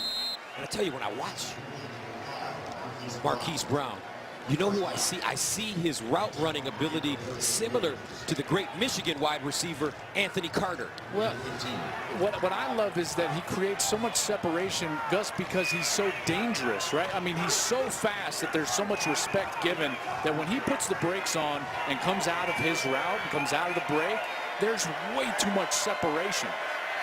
First down at the 29 after the 14-yard gain. Anderson bottled up, and he will be lucky to gain a yard on the play. Good job there by the defensive line. Taj Bakari. The guy that made the play was Darian Daniels, number 79, because they were trying to pull a couple of linemen around and lead up the hole, but Daniels, he blew the play up. He knocked Ben Powers, the left guard, back into the backfield, and those pulling offensive linemen couldn't get around. 2nd and 10 at the 29. On a beautiful day in Stillwater. One of the great rivalries in all of college football. Mayfield underneath. And another completion to Brown. Well, the way that this game is going and the way that these defenses are playing, I would assume even at this point that this is 4-down territory. So here, I wouldn't be shocked if they actually ran the football. They're going to bring some of those big bodies back onto the field. Anderson's back in the field, on the field. Dimitri Flowers back on the field. Wouldn't be shocked here if they hand this one off, knowing that they've probably got 2 downs to get 3. 3rd down and 3 at the 22. Rodney Anderson, the single setback with Baker Mayfield. Here's Mayfield. Finds a receiver. C.D. Lamb. And he's downed inside the 5. A gain of 18. Trey Flowers with the saving tackle. Well, Lamb has been quiet so far today, but he's probably the most talented wide receiver that Oklahoma has. Just a true freshman, immense skill, and ran a great route there, got himself separated, and a nice conversion for Oklahoma on 3rd down. C.D. Lamb, the Big 12 newcomer of the week after catching 9 balls for 147 yards, both of which were Oklahoma freshman records, and 2 touchdowns against Texas Tech. First down and goal at the 5. And Mayfield motions to the near side. Wildcat formation. And it's Sermon. They had to call a timeout. Riley was way down the sideline trying to call timeout. Prior to the snap, Oklahoma takes its first time out of the half. 30 seconds. 3:28 to play in the first half. Back to Stillwater right after this. Gifts. eBay. 35-31 OU on top of Oklahoma State. The 5th ranked team in the nation taking on the 11th ranked team in the nation. 3:28 to play in the 2nd quarter. OU faced with a first down and goal at the Oklahoma State 5. Look at the numbers. Baker, first half record, 387 yards passing, 3 touchdowns as well.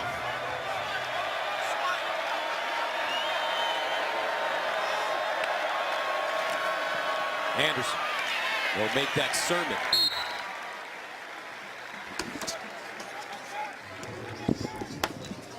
Mayfield, at this point in the field, that run game is very strong. Trying to go with it. 2nd down and goal to the 2.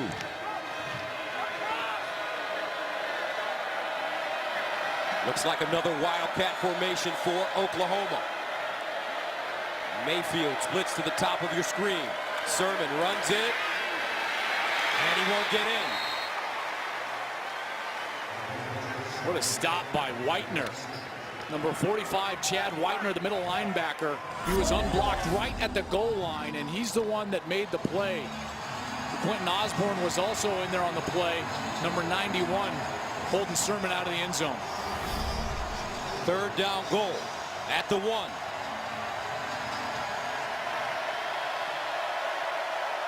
Mayfield back under center.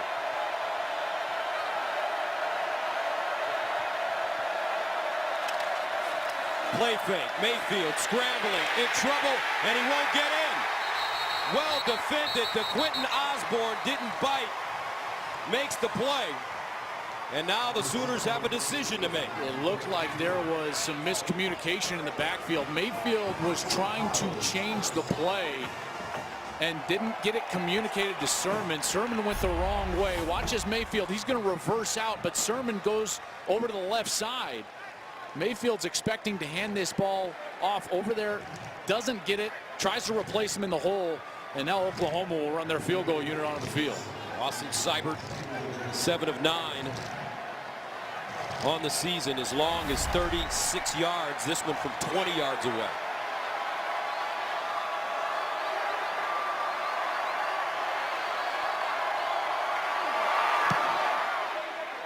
And it's good.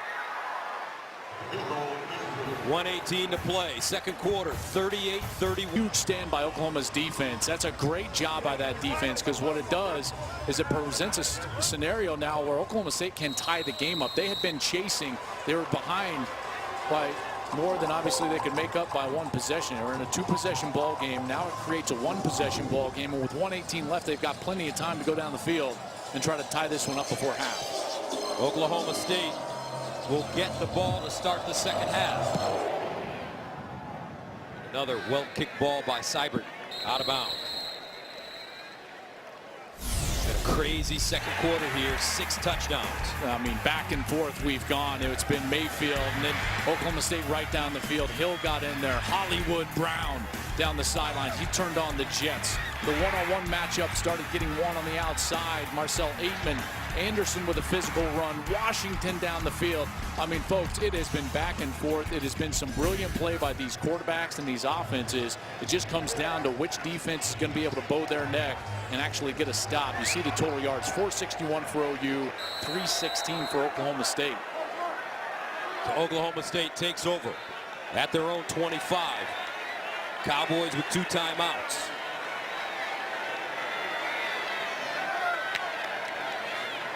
And they hand it to Hill, who gets outside. One-on-one, makes the man miss. Still moving at midfield. Justice Hill. A gain of 27. Trey Norwood finally brings him down. Great wiggle on the outside and missed tackles by OU. First down at the 48. Rudolph looking underneath Washington.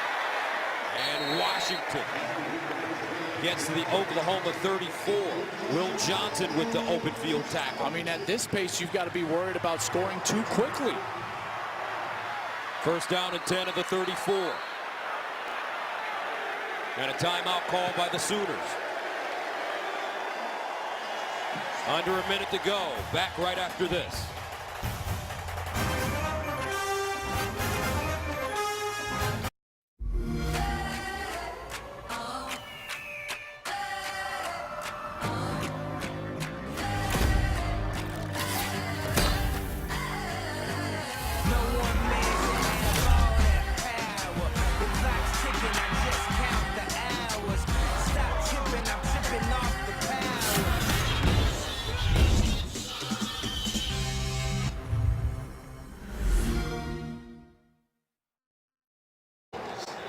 That's the proper score, folks. 38-31 with 53 seconds remaining in the first half. Well, at this point, if I was Oklahoma State, I might think about taking my foot off the gas just a little bit, because the way that these offenses have been playing, if you leave any amount of time on this clock, you're going to give Baker Mayfield a chance to go back and take the lead going back into halftime. They'd love to score with under 15 seconds here, making sure that Mayfield doesn't have too much.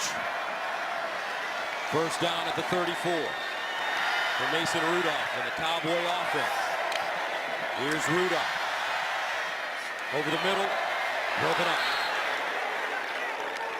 Intended for Chris Lacey. Great hands there by Trey Norwood. Norwood now is being called on because of these corners. They've had so much struggled with Motley and Thomas, so they're going to allow a true freshman to go out there and say, hey, maybe you can do this, because we're getting torched right now. So Trey Norwood, 5'11", 188 pounds, from Fort Smith, Arkansas, a 3-star recruit, in to face the deepest and best wide receiver core in the country. Marcel Aitman, remember, he's 6'4". He's the receiver at the bottom of your screen, number 3. Rudolph. And caught by Aitman on a deflection.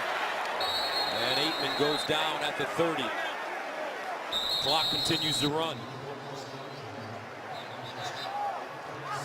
I think Oklahoma State actually took their timeout. How fortunate here for Oklahoma State that that didn't, one, bounce to an Oklahoma player and then right into Aitman's hands, but he didn't get out of bounds. So they have to take a timeout here, and this third down becomes an interesting chess match between the two play callers. First for Oklahoma State. The third down, this is 4-down territory. So field goal from this point would be 47, probably 48 yards. That might be a touch out of range for Amendola. Well, Amendola's career long 53 yards at South Alabama. Last year, he's 12 of 18 coming into this game. He's on the season. He's missed some short ones. That exactly, the confidence. That's what I'd be worried about if I was Mike Gundy. He's missed some kicks lately. He's well under the 80% kind of average range of kickers around the country. He's about 68% right now. So I think they got to get some yardage to give him a try, but they'd certainly like to move the chains and try to get this ball into the end zone. They're down at 6 at the 30. Maybe they go to Aitman. He scored 2 receiving touchdowns already. Stoner in motion. And Hill sprinting. Hits the sideline. Touchdown, Oklahoma State. His second rushing touchdown of the first half. Wow. What a game. Oklahoma gets caught. Watch here as the motion is going to clear out, and then all of a sudden you're going to get a huge hole on this left side. Great design. The motion clears it out. Nobody there, and then Marcel Aitman, number 3. There's the block that's going to allow Hill to get into the end zone, and Trey Norwood, that true freshman corner, just unable to get off the block. And that is as easy a touchdown as you're going to get when you're handing the football off from the 30-yard line. My goodness. So Amendola comes in for the equalizer. And we are level at 38. Coming up, Mayfield. And the Sooner offense, they've got time. A whopping 33 seconds.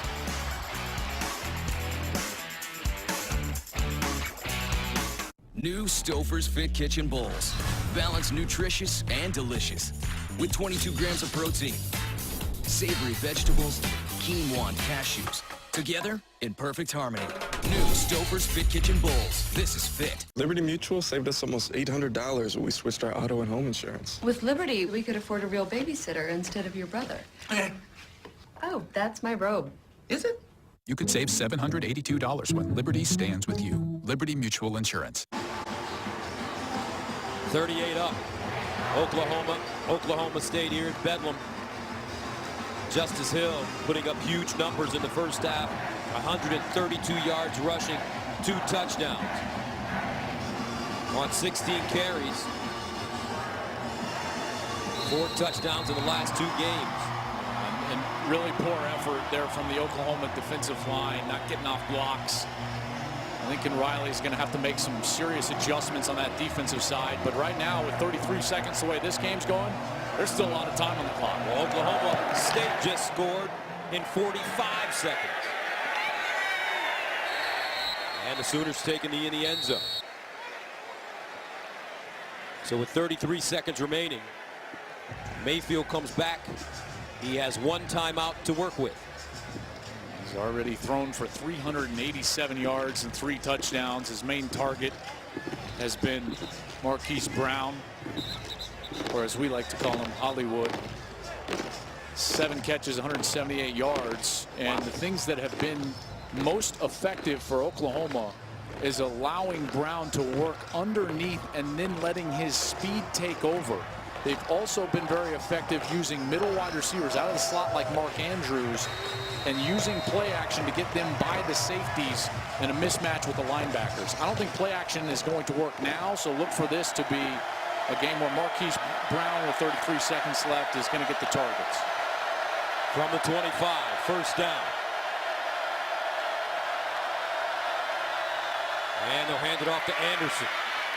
And Rodney Anderson crosses the 30 up to the 32 as Weber makes the tackle. This is way too conservative. I know 33 seconds is not a lot, but with a timeout and that offense and the way this game is going, and number 6 in the backfield, I'm shocked that OU didn't at least try to get the ball down the field to at least try to get into field goal range. Oklahoma State will have it to start the second half. In last year's game, the halftime score was 17-17. Now we've got a 38-38 halftime score. Welcome back to Stillwater, Oklahoma. 38-38 our halftime score. Gus Johnson, along with my partner Joe. I'm chuckling because you could say halftime score. Oh my God! I was thinking, is this the fourth quarter? I know. I'm with you, man. But we've got a classic Big 12 shootout. This is, and what two better quarterbacks to conduct this shootout than what we've got here? And they've been back and forth in this first half, you know, and they've flashed brilliance at times. Now, there certainly has not been a lot of quality defense played, but there's been a lot of brilliance from the quarterback position. Mayfield was able to use his feet for that touchdown with the stiff arm on Phillips, and then he comes back to Brown. That's a good ball, allows his wide receiver to run after the catch. Mayfield was then equaled by Mason Rudolph. Rudolph comes back. He gives Aikman that ball in the corner, and then just a beautiful deep ball down the middle of the field to James Washington. And this one, folks, has all the makings for a classic. You take a look at the numbers. Look at those numbers, Joel. I mean, there are so many quarterbacks that would just, you put those on me, like, I'll take them for a whole game. I'll take them. And these guys did it in one half. So Oklahoma State to get the football to start the second half. Tyron Johnson at the 20 changes hands and goes down at the 23-yard line. Tackled by Stephen Parker. Let's go downstairs to JT. I did have a chance to catch up with Coach Gundy, and I asked him, how do you disrupt the timing of Baker Mayfield? I mean, he really said, look, he's a good player. We can't deny that. We expected this from both quarterbacks tonight. For us, it's all about playing balanced on attack defensively, some adjustments to make, but expect to see a little bit from their run game as well. He said, if we keep the balance, that's how we will be successful in the second half. All right, thank you very much, Jenny. 1st and 10 for Oklahoma State at the 24. Justice Hill, the running back for the Cowboys, 132 yards rushing in the first half. They give it to him, and he finds space again, gets outside, spins, and goes down at the 35. Loose ball. But they say he is down at the 35. Yeah, this guy's got great wiggle. You know, we mentioned it at the end of that first half, but in space, he is making all these Oklahoma defenders miss and look silly. It's his ability there with some explosiveness that's getting it done. He gained 11 yards. He'll run it again. This time, not as much as he dives forward. He was brought down by Obo. He had a sensational first half, speaking of Justice Hill. It was over 130 yards in that first half, and they started off with a couple right back to him. Rudolph to the near side, and caught by Washington. He tries to spin-a-rama, and he'll gain about 9 yards on the play in front of Jordan Thomas. Now, I know that this looks like maybe the slow death scenario, but I would force Oklahoma State to snap the ball more. Make sure you're playing off these wide receivers, not in one-on-one coverage. 3rd down and 1. Hill looking for the first down, and he's tackled for a loss. Great job by that Oklahoma defense, DJ Ward leading the way. Obo in on the play as well. Wow, what a great stop. You just didn't get the sense during that entire series that they were going to be able to stop the run, and then boom, Obo Okoronkwo, maybe the best defender in the entire Big 12, comes up with a huge stop, forcing the punt. So CeeDee Lamb is back deep as Zach Seiner stands at his own 28-yard line, his third punt of the game. And he drives this one toward the corner. They're caught at the 5. So Baker Mayfield on the field for the first time here in the second half. Yeah, and he's been so good just in this game, this matchup. In 2016, a couple of touchdowns, no interceptions, ran for one. 293 a year ago in terrible conditions. 3 touchdowns, no interceptions. Did have the 1 interception. Remember, that was the first series of the game today. But 393 in the first half. I mean, my goodness. Talk about your Heisman candidates along with J.T. Barrett, Bryce Love at Stanford, Barrett at Ohio State, Mason Rudolph, Mayfield. Would you say he's on the top of the leaderboard? Yeah, certainly, in particular with what's going on today. You know, Barrett struggling at Iowa. Barkley has not been great against Michigan State. So Mayfield and Rudolph, for that matter, have a chance to really stand out when it comes to the Heisman Trophy here as we enter the month of November. First down and 10 to 7. Rodney Anderson in the backfield.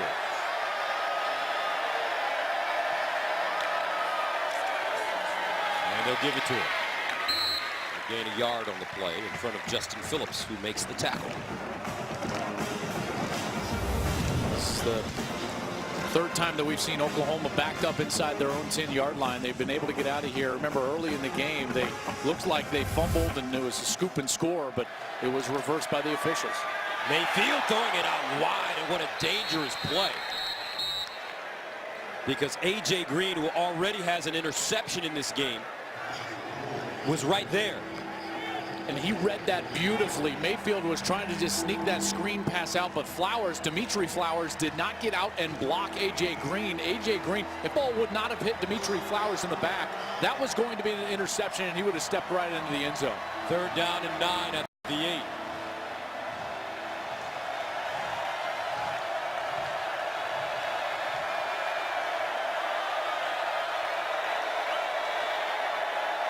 Flowers goes in motion.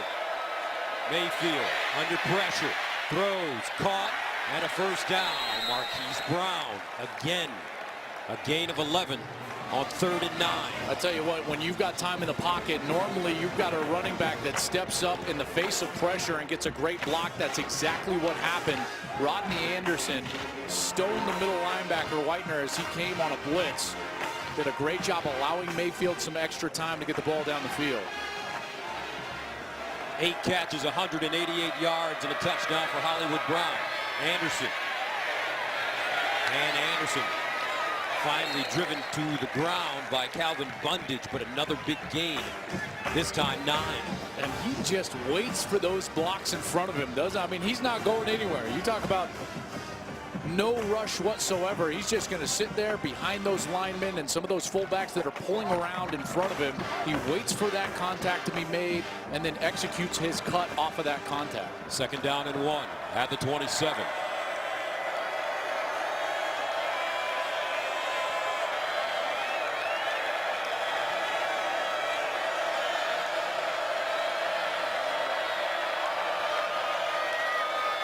Anderson, first down and more. Gets to the 40, still running as he high steps to midfield. A 22-yard pickup, Whitener with the tackle. What happens here is you're going to get a blitz on both sides, and what that's going to do is open up the middle. Now, as the middle linebacker overruns this, he gets blocked right there. Good block by Flowers, and then the hole opens up for Anderson. But that's created by too much upfield movement by those outside linebackers, and it creates the seam in the defense, and Anderson exploits it. First down and 10 at the 48.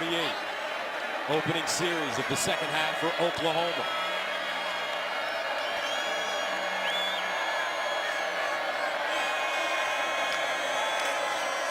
Mayfield pulls it out, dancing, fires it, and incomplete. Andrews closest man to the football. Mayfield just couldn't quite get set, and there was some good pressure right up the middle of the pocket put on by number 79, Darian Daniels, the junior from Dallas, Texas. He's 6'3", 300 pounds, and he's the defensive lineman that forced Mayfield to throw that ball a little higher than he wanted to. 2nd and 10.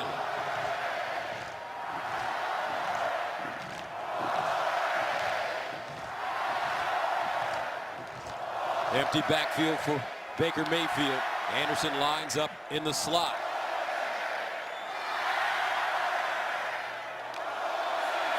Here's Mayfield. Delivers. Andrews with the catch and another first down for OU. As he gets to the Oklahoma State 40, Whitener had to tackle him from behind. You know, there's a lot of Jason Witten in Mark Andrews, isn't there? It's not like he's the fastest guy, but he's an impeccable route runner. He's good with his hands.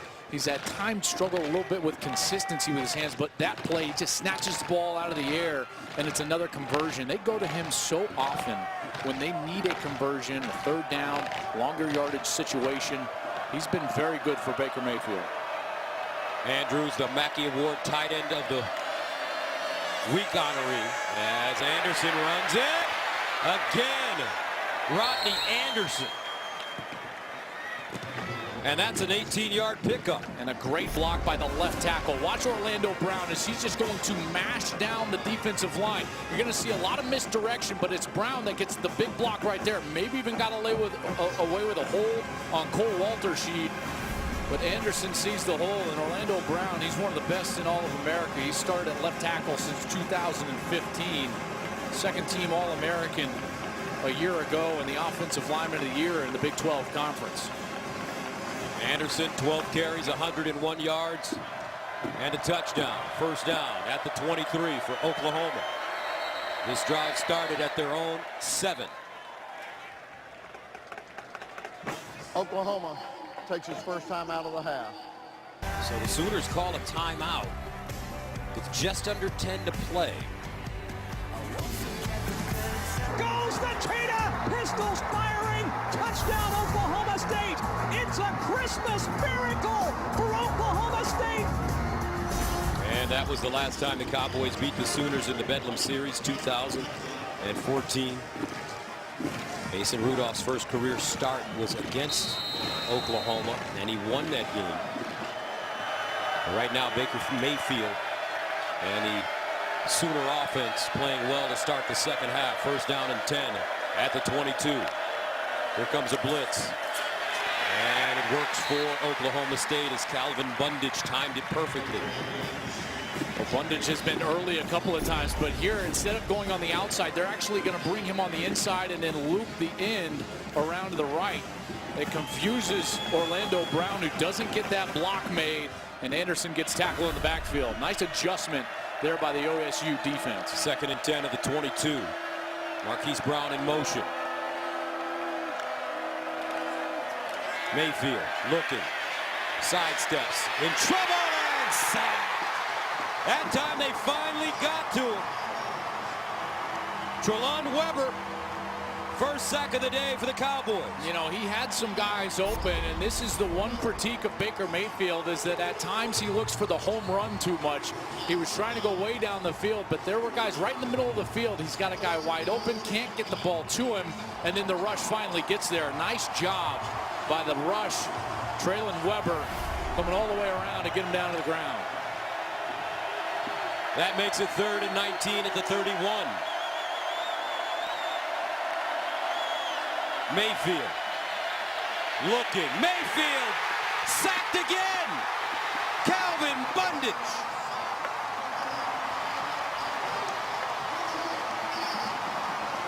Monster sacks by OSU because they knock Oklahoma totally out of field goal range. Now the Sooners are going to be forced to punt after being in field goal range out of the back-to-back sacks. Orlando Brown got way confused. He actually ran into Mayfield when Mayfield looked like he was trying to throw the ball. And Bundage on the really delayed blitz. He was in coverage, saw an opportunity, and came in for the sack. So after each team scored 38 points in the first half, neither team able to score when they got the ball to start the second half.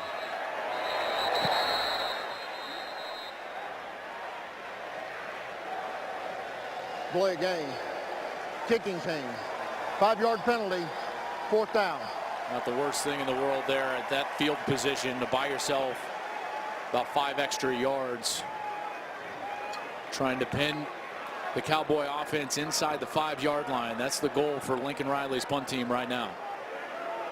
Lincoln Riley, Lubbock native, former walk-on quarterback at Texas Tech who played behind Cliff Kingsbury. So Seibert will punt it away from the 40. Stoner, the deep man. And this one down at the 1-inch line. Wow, great special teams as Austin Seibert put some English on that football. So coming up, Mason Rudolph and the Cowboys. Each team unable to score to start the second half. So now, second series in the second half for Mason Rudolph and the Cowboys, and they'll start from their own 3. Yeah, Justice Hill has been very effective, 146 yards on the ground. I would expect to see a bit of him here as they're trying to get some room outside of their own end zone. First down from the 3. Rudolph to throw out of his own end zone. The deep ball for Washington, and incomplete. Jordan Thomas right in his back pocket. That was pretty excellent coverage by Jordan Thomas. Look as he's running with Washington. Then he gets away with a little contact before he flipped around and tried to go after that ball. But the contact was kind of in both areas. And then because he went back for the ball, as Washington did the same, you could make the argument that both have a right to the football, which is why the flag maybe wasn't thrown. So 2nd and 10 at the 3. Hill with a lane, and Hill almost got through, but Kenneth Murray jumped on him.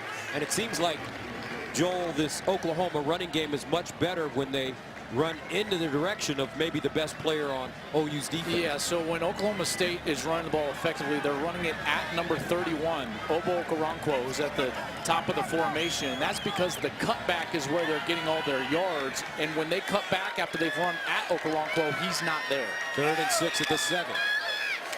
Rudolph with time. Rudolph hit, picked up, almost got it at the Cowboy 10.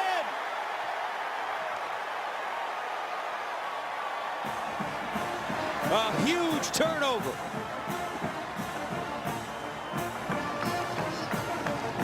Kenneth Mann, number 55, here he comes. From the defensive tackle position, he's going to go all the way past Rudolph as Rudolph tries to come up in the pocket. He spins back, and then the ball gets knocked loose. Obo Okoronkwo, he's spinning back to try to pursue the quarterback, and it falls right into his lap. What a fortuitous bounce for Oklahoma, and great effort by Kenneth Mann to spin back, get himself in position to make that hit and bring Rudolph to the ground while knocking the ball loose and creating a short field for the offense. Man, a redshirt sophomore from Burleson, Texas.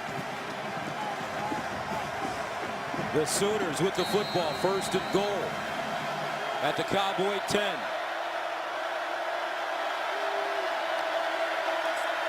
Anderson. And he'll get back to the line of scrimmage, maybe a half yard. Justin Phillips defensively. Yeah, Phillips and Whitener are playing one heck of a game, in particular in the last few series, because they've been stopping this run. Remember, they held them out of the end zone on the last series before halftime that OU had the ball, forced the field goal. That's what created this tie game, and now they're doing it again here in the second half. 2nd and goal at the 10.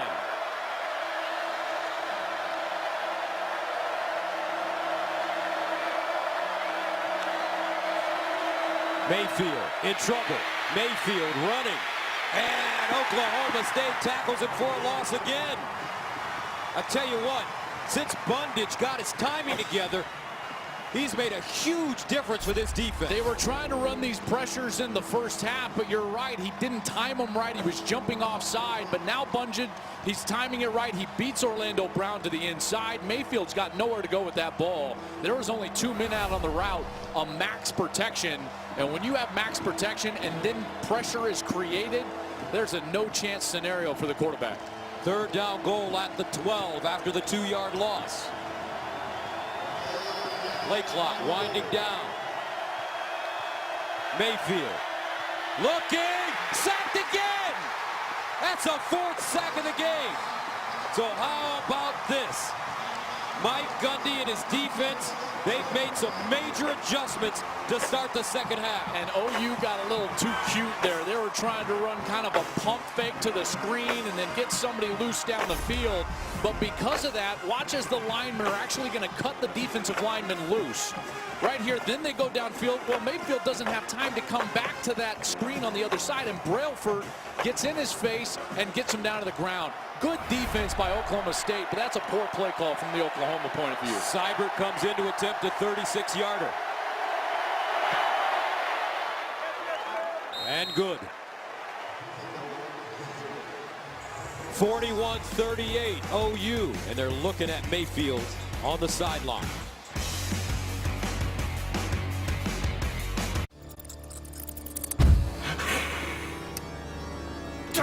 Oklahoma for the Bedlam series between Oklahoma and Oklahoma State.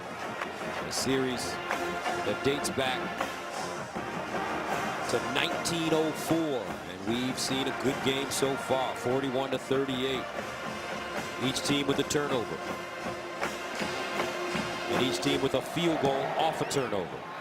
Tyron Johnson, the deep man, he will not get an opportunity. 4:47 to play, 3rd quarter. We'll step away momentarily. Cowboys with the rock after this.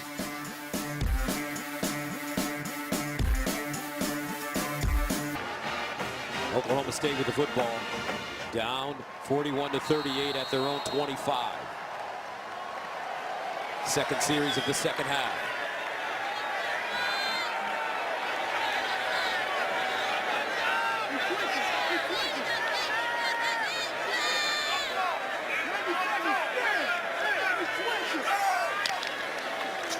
And they hand it to Hill. And he bursts through the hole and gets to the 40-yard line. And exactly what I'm talking about, Gus. When they run at Okoronkwo, then the cutback lane is there for them. Number 31 was on the left side of the offense. They ran it that way. Hill cut back to the right, and it's wide open for a lot of yards. That's a 13-yard gain for Hill. He's putting up career-high numbers. 1st and 10 at the 38.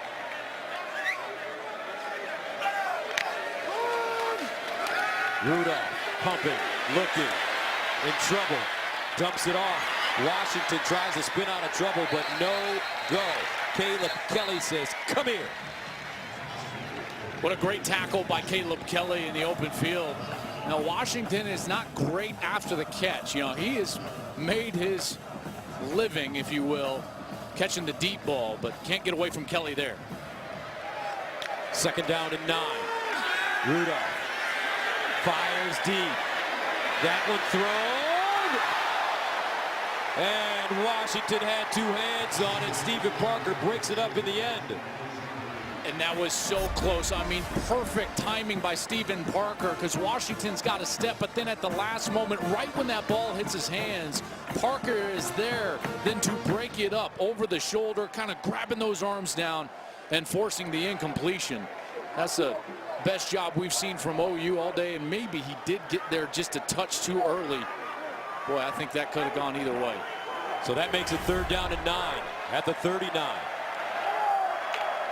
Rudolph hands it off to Hill. Looking for the first, and he has it. Hill breaks a tackle. Wow! What a game for Justice Hill. 34 yards. And just trucked Robert Barnes, number 20.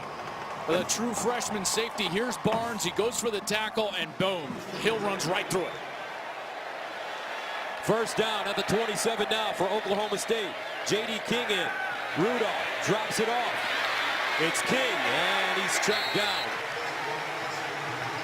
Emmanuel Beal with the tackle, but he gains close to 7 yards. And that rhythm now being established by that Oklahoma State offense, who had sputtered here to start the second half, but they've come out, been able to run the ball effectively, and now getting that underneath passing game going as Justice Hill. You see his numbers, huge day, 197 so far on the ground. J.D. King, though, coming off a great game last week. 2nd and 3 at the 20. Rudolph. All day to throw it up top. Incomplete. Looked like J.D. King may have gone out of bounds as well.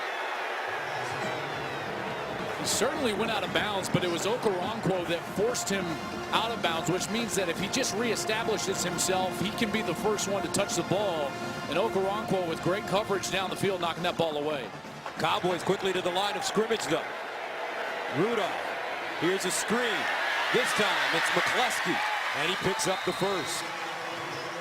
Will Johnson with the tackle. Good block on the outside, picking up that free first down.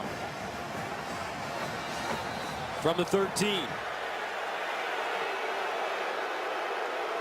And an injured player, Okoronkwo. And that'll slow up this Oklahoma State offense. Yeah, and I understand the boos, but give me a break. These fans think that the best player on defense is going to sit down and take himself out of the game unless there's something wrong with him.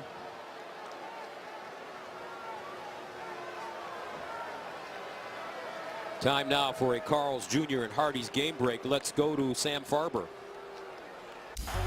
Gus, thanks. Number 15, Iowa State, part of the four-way tie in the Big 12 along with Oklahoma and Oklahoma State. Kyle Kempt on fourth down, incomplete. West Virginia would run out the clock, and the Mountaineers win 20-16. Cyclones now 4-2 in conference. Gus, Joel, back to you.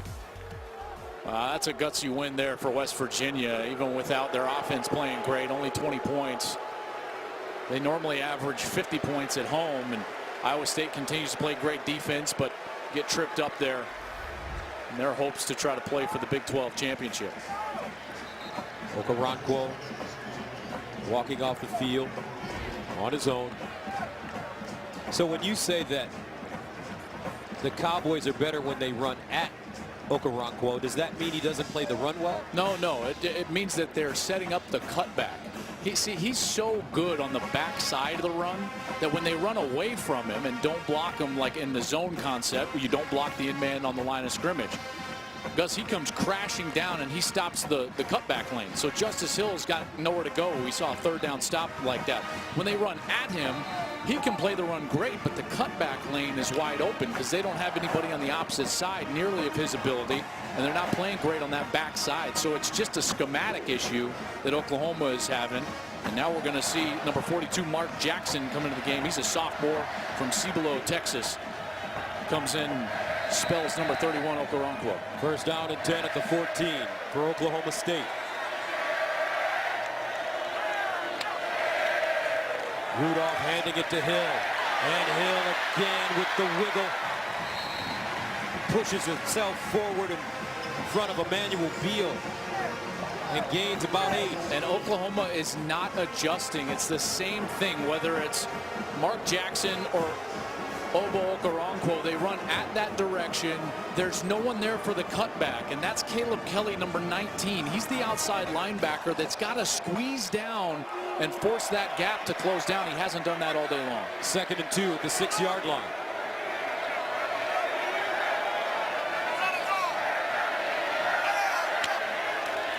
Justice Hill, first down. OK State. Justice Hill with a career high in rushing. 24 carries, 208 yards, and 2 rushing touchdowns. And he's been great between the tackles. He's been great in the cutback. He's been great on the outside in the open field. I mean, everywhere they've given him the ball, he's been effective.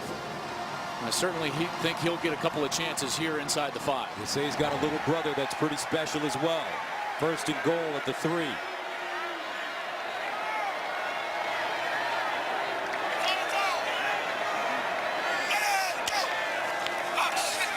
Rudolph off his back foot, picked off.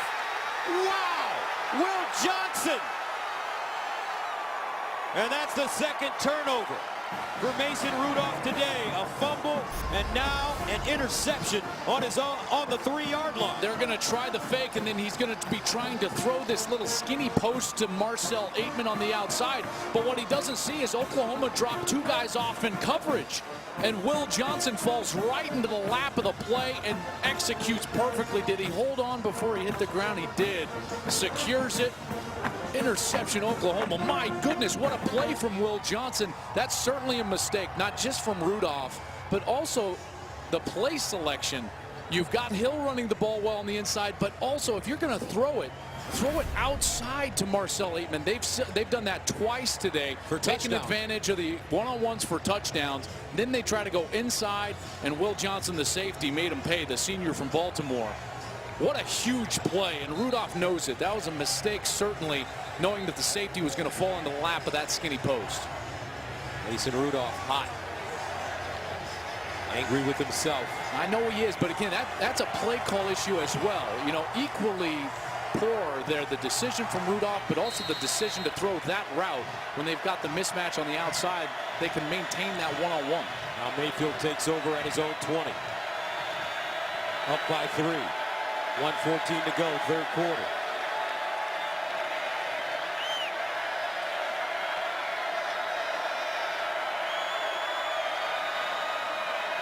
Mayfield hands it off to Anderson. And he runs right into Trey Carter. I've been impressed with this defensive line. You know, in the last couple of series, they've been pretty stout, and that run defense has been pretty stout. They have not allowed Anderson much room. Second down and 9. Mayfield looking. Mayfield delivers to the sideline. Caught. Andrews. And Mark Andrews gains 37 yards. Rodarius Williams with the tackle. I mean, this guy gets so open all the time, and I don't quite understand it, because you got to understand where he's at. Two guys go with the true freshman C.D. Lamb, leave Andrews wide open along the sideline, and he makes him pay. Just a quality route runner and a good playmaker for this Sooners offense. He was the Mackey Award tight end of the week after catching 8 passes for 79 yards and a touchdown against Texas Tech. He's got 3 grabs for 102 today. Baker Mayfield throws, has Anderson. First down, Anderson. Can he get there? Touchdown, Sooners. What a play, 43 yards.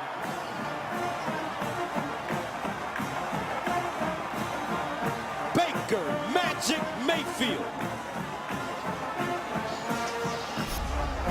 Anytime you fake the ball to a running back, generally the defense loses him in coverage, and as Anderson kind of leaves the backfield, there's nobody there.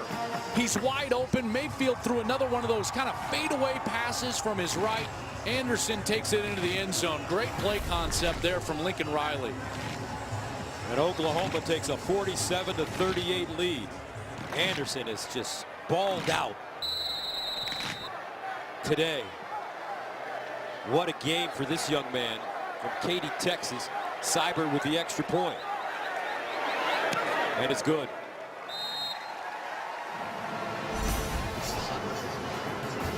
Oklahoma. 3 plays, 80 yards after the Oklahoma State interception. 48-38.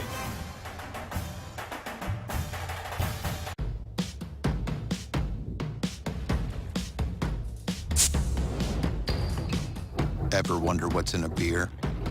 If it's a Bud Light, it's 4 essential ingredients: barley, rice, water, and hops.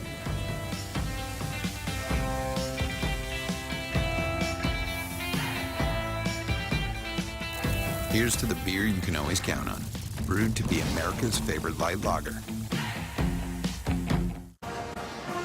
Sooners up by 10, 12 seconds to go, third quarter, as Rodney Anderson scores the huge touchdown.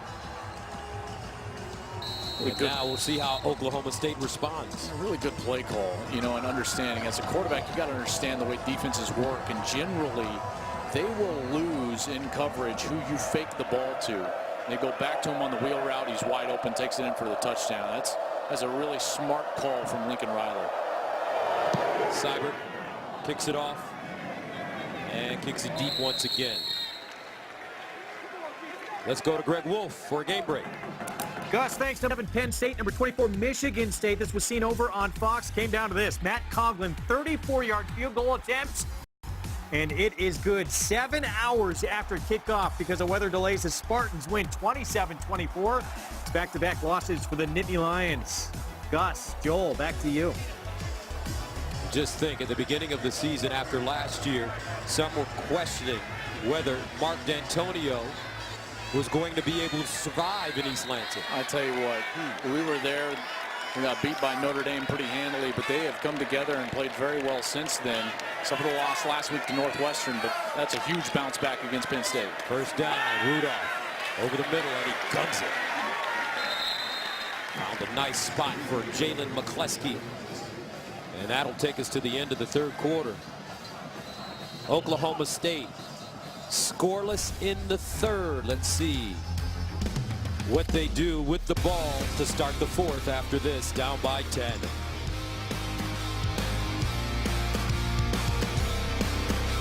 Fox 2. As we take a look at the scoring by quarters. Well, that's kind of shocking to me because it's like to see it 0 in any of those quarters, in particular after that second. It's an outstanding job by that Oklahoma defense getting 2 turnovers. Second down and 1 for Oklahoma State. Hill looking for the first down, and he has it. As he gets to the 40-yard line, Emmanuel Beal brings him down. Well, this defense certainly was opportunistic there, but the run game for Oklahoma State just continues to chew up yardage. First down to the 40. Rudolph all day to throw the ball. Winds up down the sideline. And incomplete. A flag on the play. Chris Lacey, the intended receiver. Trey Norwood, the freshman, covering. And Norwood gets caught with his feet set in the ground. He's got to spin back there. Defense, number 13. 15-yard penalty from the previous spot.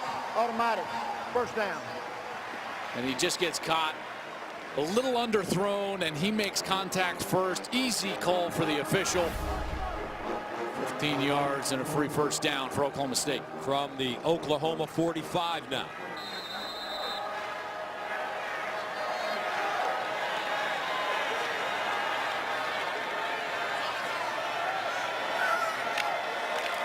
Hill. And Justice Hill breaking tackles again. Gets close to the 40. Trey Norwood with the tackle. Let's go downstairs to Jenny. Well, something to keep an eye on, guys. James Washington, the Oklahoma State receiver on the sideline. He's nursing, it looks like a high ankle sprain. That's what the medical staff told him right now. He's trying different pressure to see how he feels. They have taped it back up. Looks like he will try. We'll have to see. Washington, 7 catches, 128 yards and a touchdown. 2nd and 6 from the 41.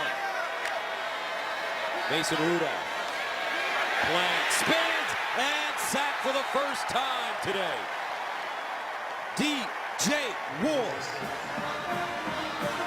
They were trying to go deep, exploit the one-on-one, but Oklahoma dropped back in coverage. Stephen Parker, the safety, was way back, and Rudolph could not let the ball go when he wanted to. Excellent coverage there, and DJ Ward finds himself into the backfield and gets that sack. The pressure on the quarterback is what has been different, really, for both defenses in this third quarter.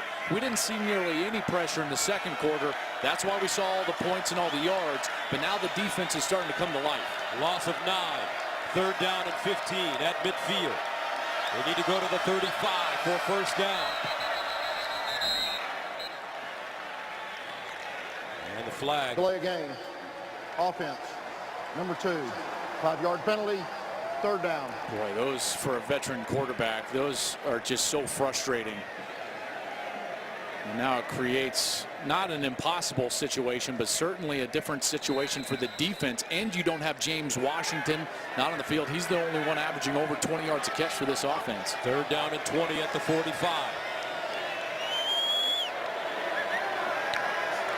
Rudolph delivers. Caught. Close to a first down. Marcel Aitman ran a great route. But looks like it'll be a bit short. Yeah, I was waiting for this spot. It really was a great route. They're attacking Trey Norwood, the true freshman, and you see the feet inbounds, and he kind of takes off just inside of that first down marker. Based on that review, I don't think that was a terrible spot, because it looks like he exited the field short of the 35-yard line, but they're going to stay on the field here and go for it on 4th down. So 4th and 1 after the 19-yard pickup. Justice Hill gets it, looking for the first down, and he has it. Justice Hill, and you mentioned it earlier, partner, he knows how to get low. Yeah, and he just ran to color. He saw his offensive lineman, got low, got the yard he needed. First down, Rudolph goes sideline. Touchdown Cowboys, what a throw.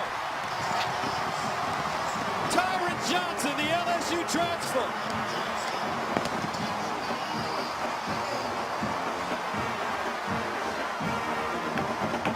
Just a straight go route. He made one little move to the inside, but it wasn't much, and just torches Jordan Thomas on the outside. Thomas never gets out of his back pedal. That's why he gets beat so badly. The separation is created. Johnson can fly, and Jordan Thomas could never catch up. Great ball, by the way, by Mason Rudolph, right on the money.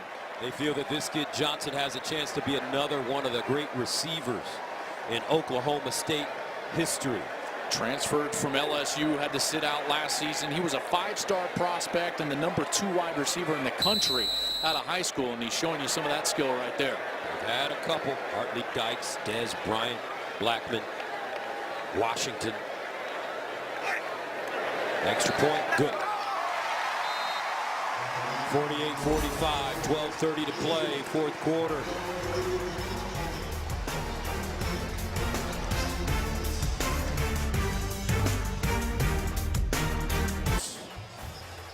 Most known for their famous chili cheese fries, established in 1975. We had our dinner there last night. And Joel, didn't you eat some of those cheese fries? Because I didn't just have some, I killed some of those chili cheese fries. Don't forget the bacon on top too. Adds a nice little touch. Good stuff. Marcelius Sutton is the deep man for Oklahoma as Amendola kicks it away. Sutton from the 3. And Sutton covering up as he gets past the 20. And let's take a look at the summary of the second half. You know, some defense to start the third quarter. First it was Oklahoma. They're able to get a stop, the turnover, which led to a field goal. It was a nice hold by the OSU defense. Then the turnover again from the Oklahoma side. Will Johnson gets the pick. Lincoln Riley was fired up. They turned it into a touchdown. And that broken play turns into Anderson down the sideline. And then another deep ball. Rudolph again, beautifully thrown, right on the money. Johnson winds up in the back of the end zone. And here we go. We got about 12 and a half left. It's a 3-point game in Bedlam. This is about as much as you could ask for, with both teams over 550 yards of total offense. First down and 10 at the 23 for Baker Mayfield. Up by 3. Here's a handoff. Anderson. And he's driven backwards to Quentin Osborne right in the middle of the action. And here's the deal, partner. You know what's on the line for both these teams. Everything. A loss today, and they're out. They're out. I don't think you can recover. You might be able to recover in the Big 12. You can't recover in the playoff race, and there's been a lot of chaos there out, but this is for everything. Second and 10 at the 23. Mayfield winds up down the field. Hollywood! Touchdown! Sooners! 77 yards! Who is this kid? Where'd he come from? He was a junior college transfer from the College of the Canyons. That's where he came from, but he originated out of Hollywood, Florida. Baker Mayfield has tremendous arm strength, doesn't get enough credit. Check this out, back foot, throws it late, but way down the field, over the defense. Brown is back there and winds up in the end zone. Wow, like that, Oklahoma comes back. Seibert in to attempt the extra point. And it's good. Hollywood Brown, 9 catches, 265 yards, 2 huge touchdowns. Oklahoma with a half 100 on the road. Dave and Buster's. And by Cabela's. Get to Cabela's for all your hunting, fishing, and camping needs. Cabela's, it's in your nature.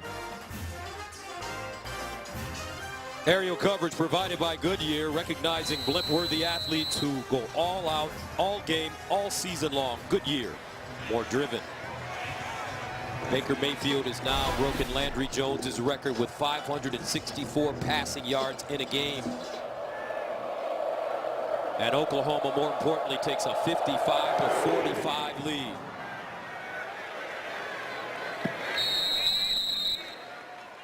And how about this kid, folks? Marquise Brown. Well, they lost so much production from the wide receiver position. Remember, D.D. Westbrook won the Biletnikoff Award. He was a 1,500-yard receiver, and they thought they were going to do it with depth, and they sure have. CeeDee Lamb, the true freshman, has been great, and now all of a sudden in the back half of the year, Marquise Brown has come alive. We saw him start get going against Kansas State. Last week he was terrific against Tech, and then today he's just gone bonkers. 9 for 265 and 2 tugs. I'll tell you what, and a new nickname to go with it. Look at it. Look at that smile. He's got a great smile. Yeah. First down and 10 at the 25 for Oklahoma State. Rudolph over the middle, and it's caught. Stoner still on the move and finally chopped down inside Oklahoma territory. That's a 31-yard gain. Will Johnson with the saving tackle. Now near side. Stoner again, and he'll go out of bounds at the 40. The tempo is just incredible with how fast they're at the line of scrimmage, ready to snap the ball again. At times, Oklahoma seems so gassed that they've got to just play base defense, and Oklahoma State is making them pay. 2nd and 6. Pump fake. Rudolph, and incomplete. That one intended for Johnson. James Washington is officially out for the rest of the game with the ankle injury. And it doesn't seem to be slowing them down. They're still throwing the ball down the field. Remember, this is one of the deeper wide receiver groups in all of college football. 3rd down and 6 at the 41. Rudolph. And a first down. That's a hard-looking throw, partner. I think it's the toughest throw in all of football. It's the far side, so he's on the hash. He's throwing it to the far side, and it's just a 5-yard out route. So the angle is very difficult, the length is very difficult, and he completes it. First down after the 7-yard gain. Rudolph bobbling it, picks it up, lets it go, and throws it out of bounds. And as NFL scouts go, does Rudolph, is he considered to be a quarterback with a strong arm? Oh, certainly. Now, for the last couple of weeks, he has been dealing with something, and he hasn't had quite the zip that he's had on the ball previously in the beginning of the season, but he's got the frame, the makeup, he's got the arm strength down the field. Again, his accuracy down the field is maybe unmatched in our sport. 2nd down and 10 at the 34. And a delayed handoff to Hill. And Oklahoma ready for it. As Devontae Lampkin and Caleb Kelly combine on the tackle. You might need a few more yards to feel comfortable about it. Amendola, again, that career long is 53 yards. It would be about that right now if they didn't gain any yards and had to try a field goal for Mike Gundy, who struggled on that special team. So some positive gains here needed to feel more comfortable about a field goal if that's the direction they go. 3rd down and 12 at the 36.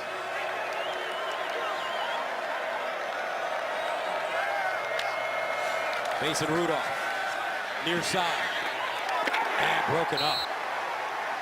This time, it's Trey Norwood who made up ground when the ball was in the air, intended for Marcell Aitman. Great closing speed from Norwood, and again, that ball was in the air a long time. The far side out route. Rudolph tried to put a lot on it, but Norwood able to make up the ground and get it batted down. Rudolph and the offense going to stay on the field on a long 4th down opportunity here. They need 12 yards. The first down marker is at the 24. 4th and 12. Rudolph off his back foot. Caught out of bounds, first down. This time it's Aitman. And now they say it's incomplete. He didn't get a foot in bounds. Boy, it was close on that sideline. It's all going to be dependent on when he gains control. Incomplete pass. Ooh, that left foot is certainly down, and it looks like he's got control. The right foot was out, but it looked like he had control of that ball. Watch his left foot. Control, and the foot down. I don't understand sometimes, partner, how these athletes are able to do these kind of things. Oh, 6'4", 220, and like a ballerina, he just touches that left toe down. What a sensational catch from Aitman. I certainly believe that this will be overturned and ruled a completion, and it'll be first down for Oklahoma State. Marcel Aitman having another big game already, 2 receiving touchdowns for Aitman. He came into this game with 34 catches, the #2 receiver behind Washington, for 668 yards, averaging close to 20 yards per catch. I mean, what great body control. And, you know, I don't fault the official on the field because both the officials were looking for that right foot, the definitive foot to land in bounds. And that one was kind of clearly out of bounds. They weren't looking at that toe in the back, the left toe that was behind him. That's more difficult to see in real time for the official on the field right there. They're looking at the right foot. And so when that hits out of bounds, they conference, they say, no, it's an incomplete pass. In replay, I certainly believe that he was controlling that ball, though maybe at the end. The only thing that would make this stand, Gus, is if they believe that he didn't have control all the way through the ground. But I certainly believe he did.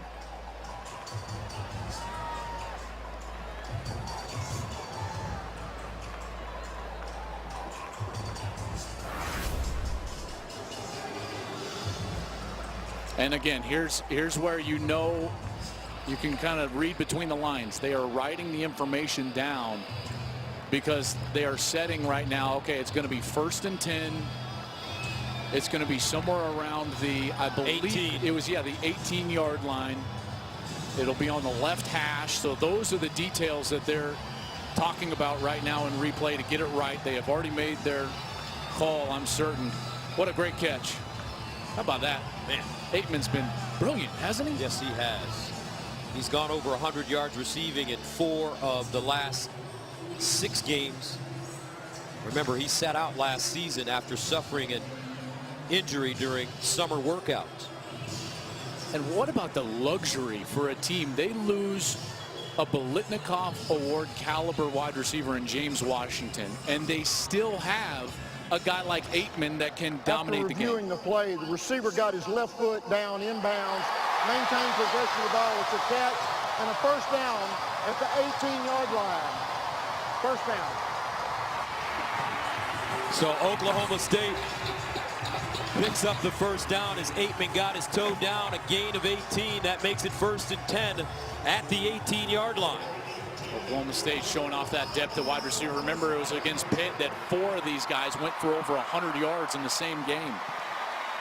From the 18.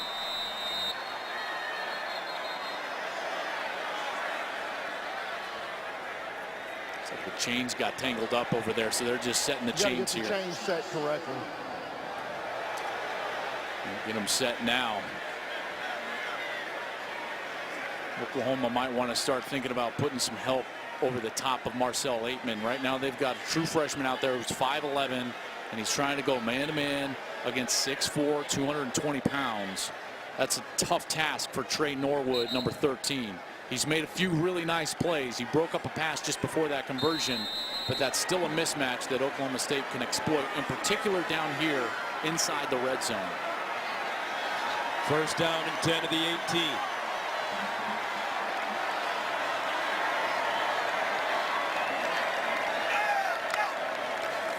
Rudolph looking. Rudolph in the end zone. Touchdown, Oklahoma State. Tyron Johnson again. What a game.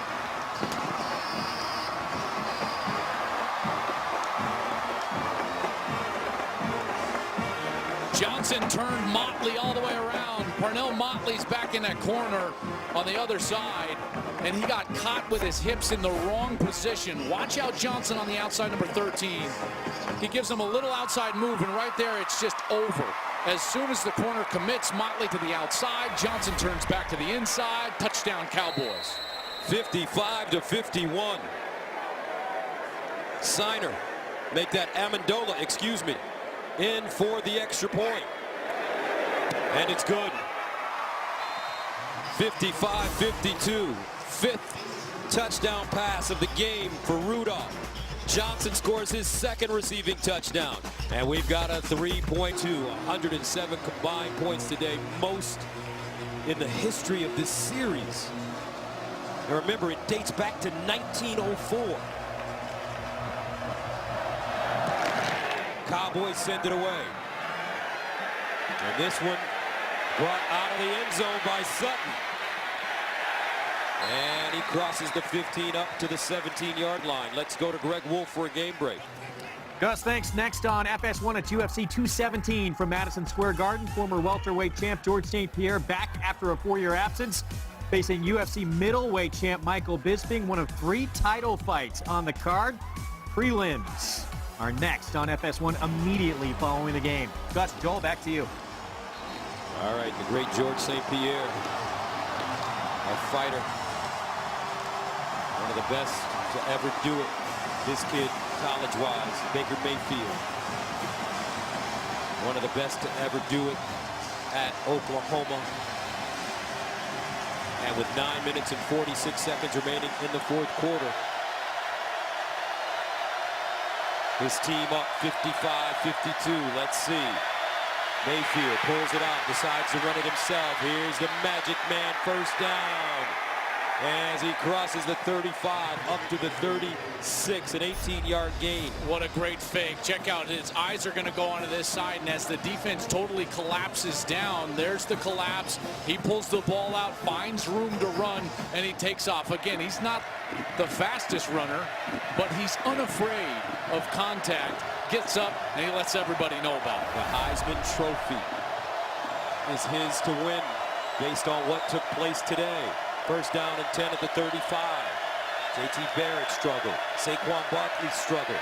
Here's the handoff to Anderson. Not only that, but their run game is struggling. So this game, 55-52, 9 minutes to go in Bedlam, is coming down to, can Baker Mayfield beat Oklahoma State's offense? Because Oklahoma State right now, they can run the ball at will. They're throwing the ball down the field. Aikman's got the mismatch. But Mayfield right now does not have his run game with them. They're averaging under 4 yards per carry. It's going to be incumbent on him to throw the ball for a victory. Second and 10 at the 35. Mayfield gives it up. Anderson. And Anderson churning his legs as he crawls to the 40-yard line for a 3-yard pickup. That was a tough run to get 3 yards. And he was basically about 7 yards after contact and only picked up 3. Hit in the backfield there as this crowd comes alive, urging their defense on. The only time that they've been able to stop Oklahoma on third down, it's been by creating pressure in the backfield on Baker Mayfield. And usually the man that creates the pressure is number 1, Calvin Bundage. 3rd and 7 at the 38. Mayfield looking. Mayfield delivers, and it's caught for first down. CeeDee Lamb. A gain of 9. And again, Mayfield had to throw off his back foot because he had pressure in his face and delivered a strike. Great arm talent. CeeDee Lamb ran a great route. Got the separation he needed, and these offenses just don't flinch. They have a no-flinch mentality led by their quarterbacks. Third down, fourth down, it don't matter. Let's sling it around. First down at the 47.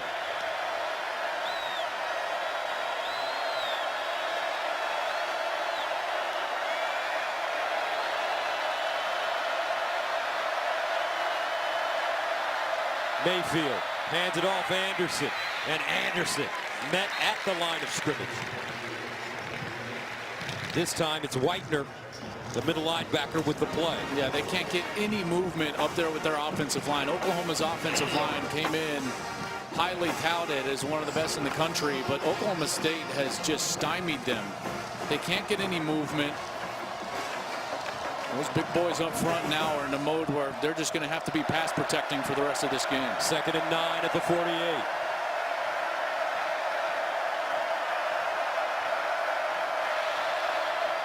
Mayfield, play action, rolls out of the pocket, throws on the move.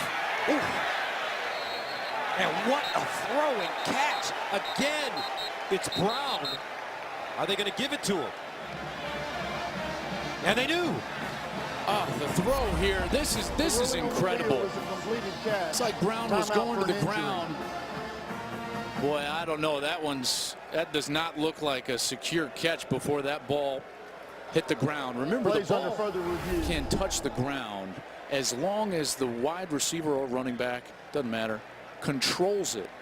I mean, it looked like he controlled the ball, Joel. I mean, I don't understand why that wouldn't be a catch. It certainly did not look like you can't control the ball with your wrist.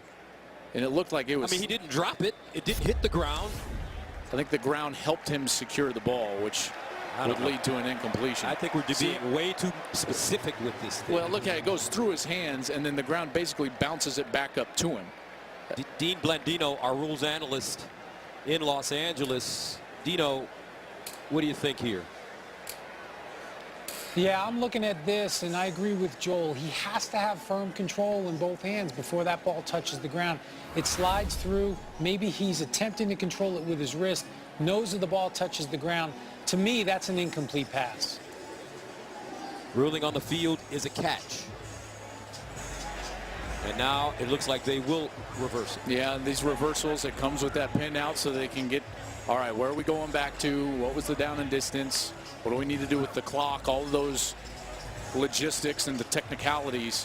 They'll be going back. It'll be a 3rd and 9 at the 48-yard line after they overturn this call. After reviewing the play, the pass is incomplete. 3rd down. So 3rd down and 9 at the 48. Thank you, Dean. Mayfield. Big play here for both sides. And this crowd behind their Cowboys against their most hated rivals.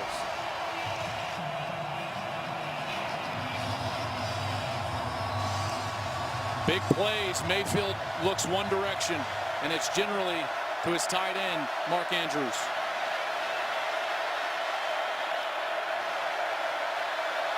Andrews in the slot, closest to the offensive line at the bottom of your screen. There he is.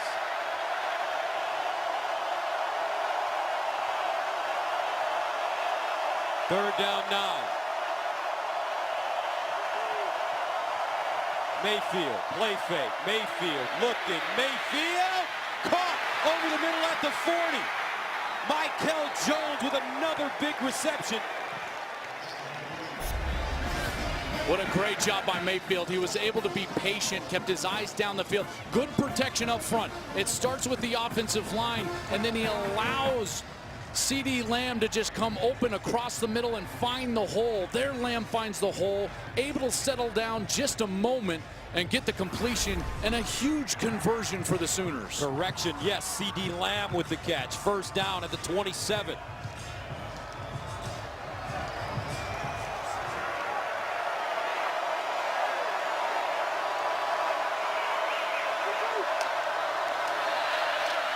Anderson and Rodney Anderson. Another good run for the Sooner offense. Anderson picking up 5 on the play. And even though they haven't run the ball all that effectively, they have to be able to run the ball at this point. They've got to drain the clock a little bit on their way to potentially taking a 2-possession lead. Rodney Anderson, 20 carries, 100 yards, 5.5 per, but overall, Oklahoma only about 3.5 yards per carry. Lincoln Riley knows that they're going to have to run it here to be effective. Second down and 5 at the Cowboy 22. Anderson. And Anderson will be lucky to get back to the line of scrimmage. Calvin Bundage. Once again, we mentioned his name in this game. Been flying around ever since those 2 mistakes early when he jumped offside on those pressures, those blitzes. He's been fantastic, and they're crashing so hard and fast. At some point, you're going to see Baker Mayfield pull that ball out like earlier in this series and run it himself. Third down, 5 at the 22. And offside on Oklahoma State. Free play in the end zone. And Lamb, a flag thrown. Rodarius Williams covering.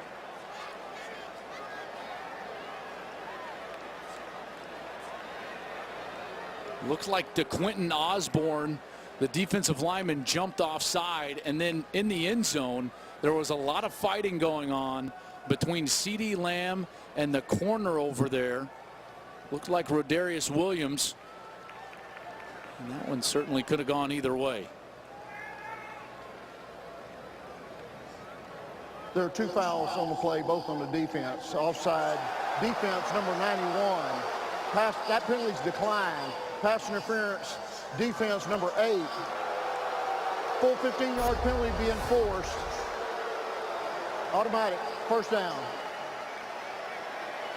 There's Osborne as he jumps offside. He knows he made the mistake. The free play, Mayfield tries to take advantage, and there's a lot of fighting going on here. Again, this could have gone either way. There was definitely a jersey grab, but at the end, when the officials' eyes get back down to the contact, the bulk of the contact was being made by Rodarius Williams, and it sets up a huge situation here for Oklahoma. First down and goal at the 7.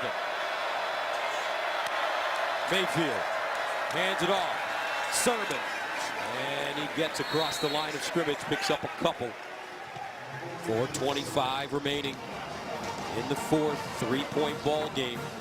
Remember, we've seen Oklahoma a couple of different times get into the red zone and falter, take a couple of sacks. They got knocked out of field goal range. They had to settle for a field goal after the turnover of Oklahoma State, though, has to keep Oklahoma out of the end zone. With 4 minutes to play, 2nd and goal at the 6. Mayfield rolls. Mayfield looks. Mayfield sacked. Calvin Bundage, ball player. Well, here comes Bundage. It's not a blitz, but it just takes way too long. They're trying to get the play action pass, get the tight end open in the corner of the end zone. He wasn't there. Bundage never quits and gets Mayfield to the ground. And Oklahoma's just taken way too many sacks in the red zone and in the scoring area. Mayfield again goes down. A loss of 6. 5th sack of the game for Oklahoma State. 3rd and goal at the 12. Got a one-on-one at the top of your screen. That's CeeDee Lamb. Here's Mayfield.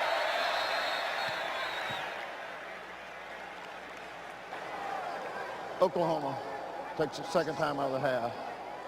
3:09 to play, 4th quarter, 55-52.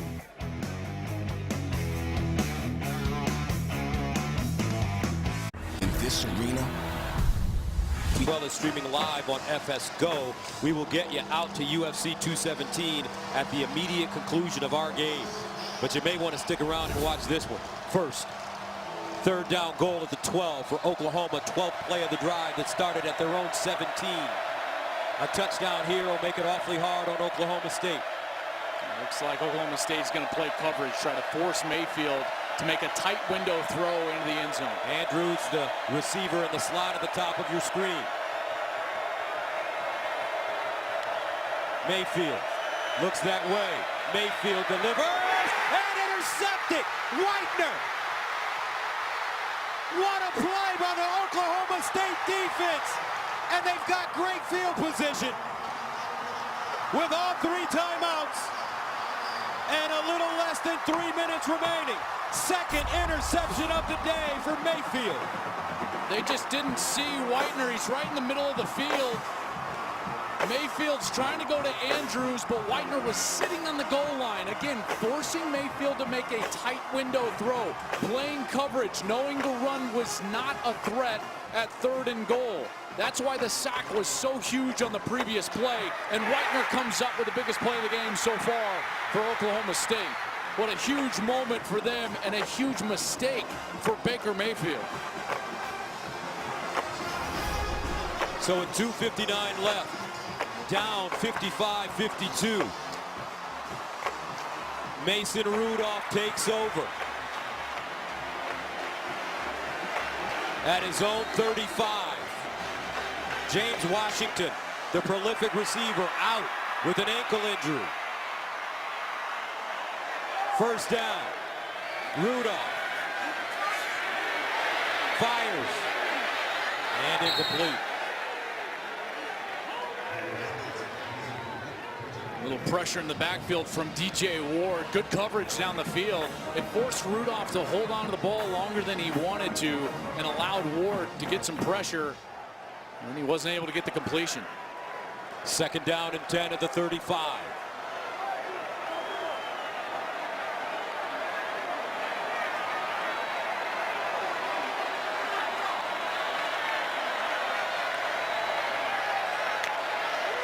Rudolph over the middle, caught, Aitman, and he's stripped up at the Oklahoma 45-yard line. Boy, they continue to play this one-on-one coverage against Marcell Aitman. He's beaten it almost every single time. Trey Norwood is doing his best. He's only 5'11", 188 pounds as a true freshman, but Oklahoma State just attacking him right now. He did save a touchdown there with a quality tackle. 1st down to the 45 after the 20-yard pickup. Rudolph underneath and incomplete. Dylan Stoner, the intended receiver, looked like he was open. Well, for the Cowboys offensively, there's 2 things that you have got to pay attention to. The first is where number 31 is, Obo Okoronkwo, because he's the pass rusher that can create havoc in the backfield. So you got to protect Mason Rudolph. Then the next is, what's the matchup for Marcell Aitman? If he's in a one-on-one situation, you got to give him a chance on the outside, because that's the biggest mismatch on the field. 2nd and 10 at the 45.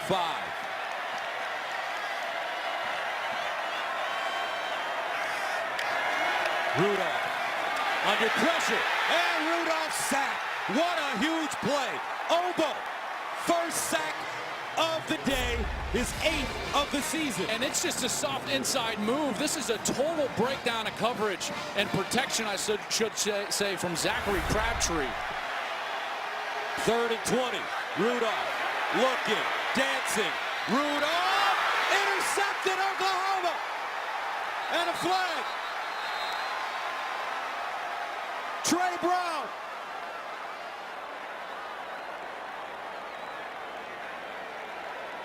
Guys, I think they're talking about a potential targeting foul on Will Johnson.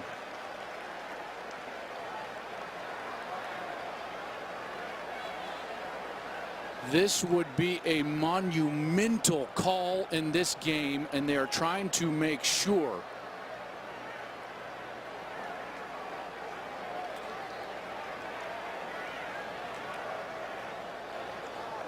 After the interception, targeting Oklahoma, number 12. That plays under further review. Well, the tip happens. Okay, here's in the back. There's your safety, Will Johnson, number 12. And as the route comes across the field after the tip, almost simultaneously with the catch, there's the contact with the wide receiver with his head down.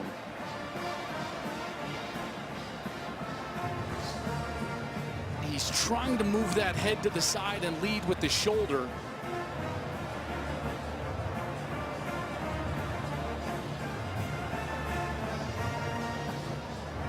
Oh my goodness, this is a tough one. Now they said in the announcement, Mike DeFee said that it was after the interception. That is a huge point of demarcation there, and it certainly looked like it was bang bang close to simultaneous.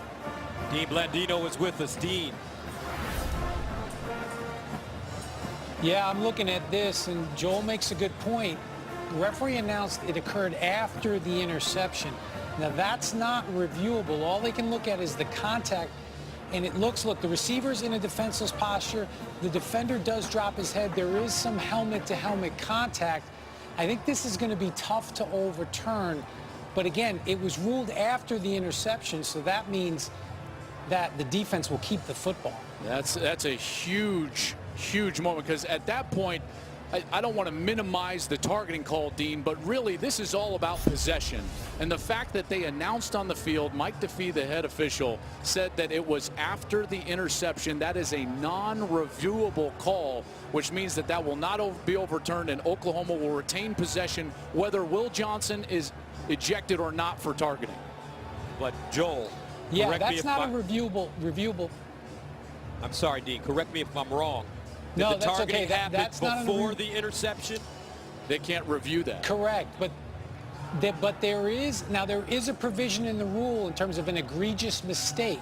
Now, the replay official could implement that part of the rule to say, look, it clearly happened prior to the player possessing the football. So that is part of the rule, and it'd be interesting to see how they rule on this.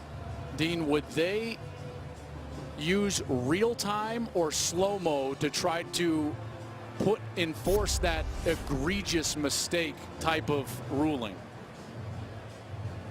Yeah, I think in replay you can slow it down. Even in full speed, you can see that the contact occurs before the pass is intercepted. And again, in replay, you're going to be able to slow it down and look at that. But that specific part is not reviewable in the rule book currently.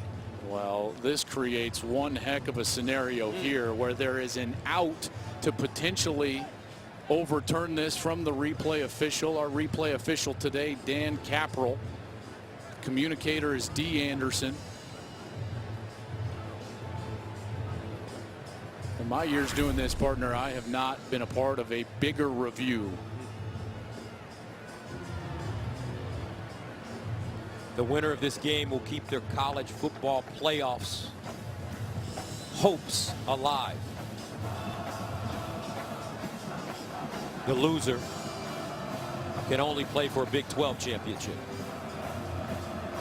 And regardless of the ruling here, this is going to be talked about for a long time, because there is that out for the egregious mistake, and yet technically it is a non-reviewable call.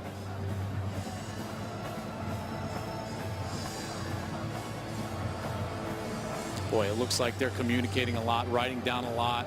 I won't be shocked if Oklahoma State actually retains possession here, which would mean that they would have to be enforcing the targeting. And so then you go back to, was it targeting or was it not targeting? Will Johnson tries to lead with his shoulder, certainly some contact with the head, and right there, that helmet to helmet contact, that's targeting. Going to be enforced. Absolutely. I agree with you, partner. And the ball was intercepted after the targeting. It was. I have a hunch they're going to overturn this, and Cowboys are going to retain the ball here. And this place is going to go crazy.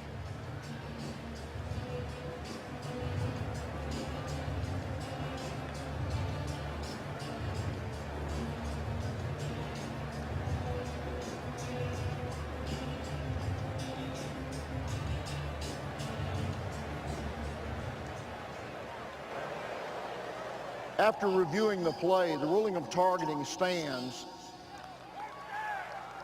It was clearly, the foul clearly occurred prior to the change of possession. By rule, the penalty we enforced 15 yards from the previous spot because it was a pass play. It's first and 10. Number 12 is disqualified. Dean Blandino, thank you very much for your explanation, for explaining it to us. You were excellent. Oklahoma State gets the football back. And Oklahoma loses another secondary member. They've lost Jordan Thomas, who we have not seen return after hobbling off with some cramp issues. Now Will Johnson, the safety. Khalil Houghton earlier in the game had a shoulder that was banged up. So at this point, a depleted secondary is going to be facing one of the best in all of college football. They've got two true freshmen on the field, number 20 Robert Barnes and number 13 Trey Norwood. First down at the 40-yard line. Excuse me, 3 true freshmen. Trey Brown, number 6, number 20 Robert Barnes, a safety, and number 13 Trey Norwood. Both corners are true freshmen for the Oklahoma Sooners. Keep your eye on number 13, Tyron Johnson. He has 2 receiving touchdowns for Oklahoma State today. He's come up big with James Washington being out. From the 40, first down. Rudolph underneath. This ball caught. And Keenan Brown with the reception. Good tackle there by Norwood. Comes up from that corner spot and they're going to try to give these corners some help. You know, with 1:25 left, 3 timeouts, wouldn't be shocked to see a run play here from Oklahoma State. 2nd down and 9 at the 39. And they run it with Hill, trying to get outside. And he does, stops the clock after a 1-yard gain. Emmanuel Beal pushes him out of bounds. So that brings up a 3rd down and 8. Where do they need to go to get in field goal territory for Matt Amendola? 53 is his career long. They would need about 3 more yards. 3rd and 8 at the 38. Rudolph underneath, incomplete. So now a 4th down. Caleb Kelly getting his hands on the football to deflect it. Kelly just got up there, just enough of this ball, or else that was going to be a completion. And it looks like Oklahoma State will stay on the field and go for it on 4th down. From here, it will be a 55-yard field goal. So the Cowboys faced with 4th and 8. And they call timeout. We'll stay right here. Tension.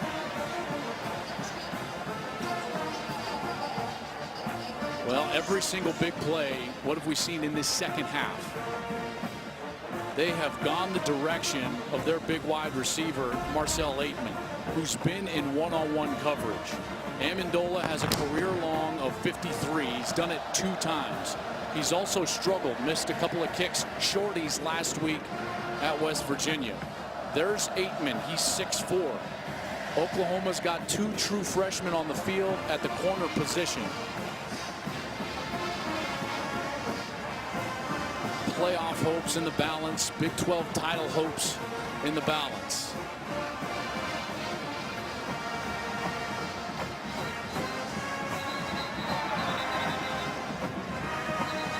You got to go down with your best if you're going to go down. So who do you go to? I go to Ateman. He's got the biggest mismatch on the field. Because of that, defensively for OU, I would absolutely give Trey Norwood help. Watch Mason Rudolph. He's sneaky fast. He can get you 8 yards if he has to. 4th down and 8 at the 38. Biggest play of the game. Rudolph looking. Rudolph delivers. Incomplete. Overthrown. Intended for Johnson. And the Cowboys turn it over on downs.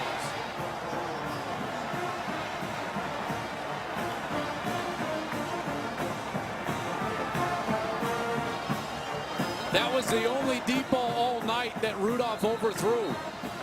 He's been on the money all night long. Good protection. Okoronkwo couldn't quite get there in the pass rush, and Rudolph just overthrew Tyron Johnson. Trey Brown was in coverage, the true freshman from Tulsa, Oklahoma. And OU, with a minute left, has the ball back with a 3-point lead. Oklahoma State has 2 timeouts remaining to stop the clock with a minute to go. 1st down for Mayfield and the Sooners at their own 38. They hand it off straight ahead, and Sermon dragging defenders. He's close to a 1st down.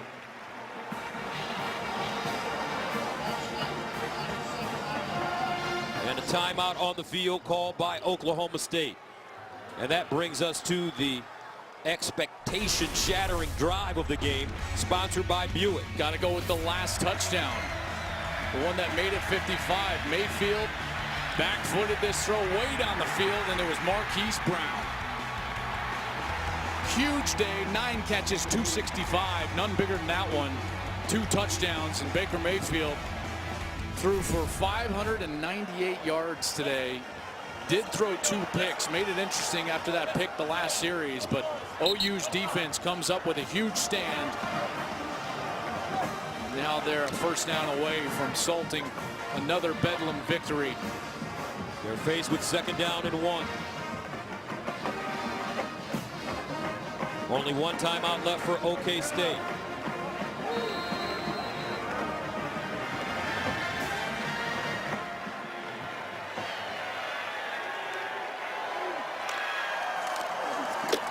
First down, Oklahoma, and even more. Sermon still on the move. Sermon to the corner. Touchdown Sooners, 53 yards.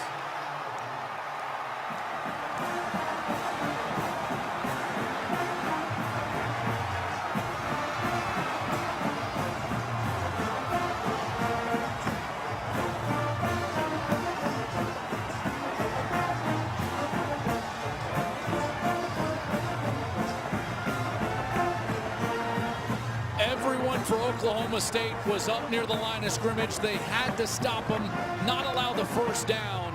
And because of that, it takes only one crease. Once they got it, he was gone.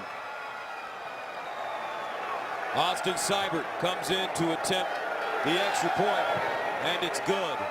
OU, 785 yards of total offense.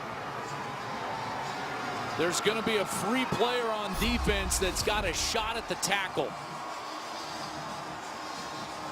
As he starts squeezing down, Sermon, it's him and him, one-on-one. Sermon breaks the tackle, makes the cutback, and then beats everybody to the end zone. What a performance. What a game. There's the broken tackle. Trey Flowers couldn't bring him to the ground. Flowers, the senior, in his last chance in Bedlam, and Oklahoma's going to take home a victory.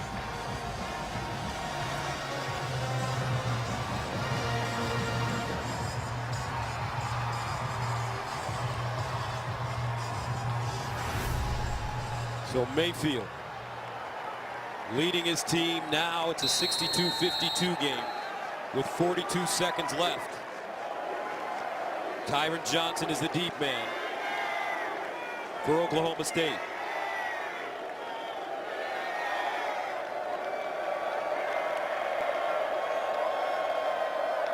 Seibert to send it away. And this one out of the end zone again. Mason Rudolph down by 10. One timeout left, 42 seconds.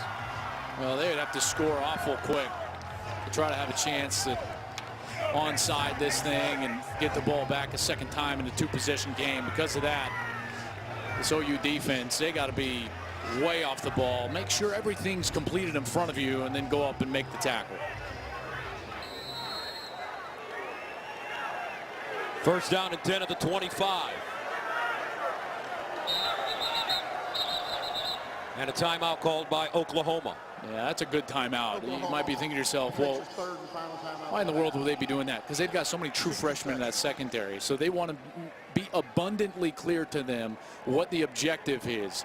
Okay, he's saying it's all about tackling here. Okay, let them catch the ball, wrap them up, make the tackle. Communication for young players is of the utmost of importance. Set the expectation. Remember, both corners, true freshmen, Trey Brown, Trey Norwood, as well as Robert Barnes being forced into action because of all the injuries. And Lincoln Riley is just making sure that they know exactly what the objective is on this last series. No Oklahoma State player gets past you, period. On a day in which number 6 Ohio State loses to Iowa 55-24. Number 7 Penn State losing its second straight game 27-24 at number 24 Michigan State. The number 5 team in the nation, Oklahoma, taken into deep waters here in Stillwater. And this will be the second time, if they're able to hold on, that they go on the road and get a victory over a team that at the time was ranked in the top 11 in the country. First and 10 to the 25. Rudolph. And incomplete. Intended for Aitman close to midfield.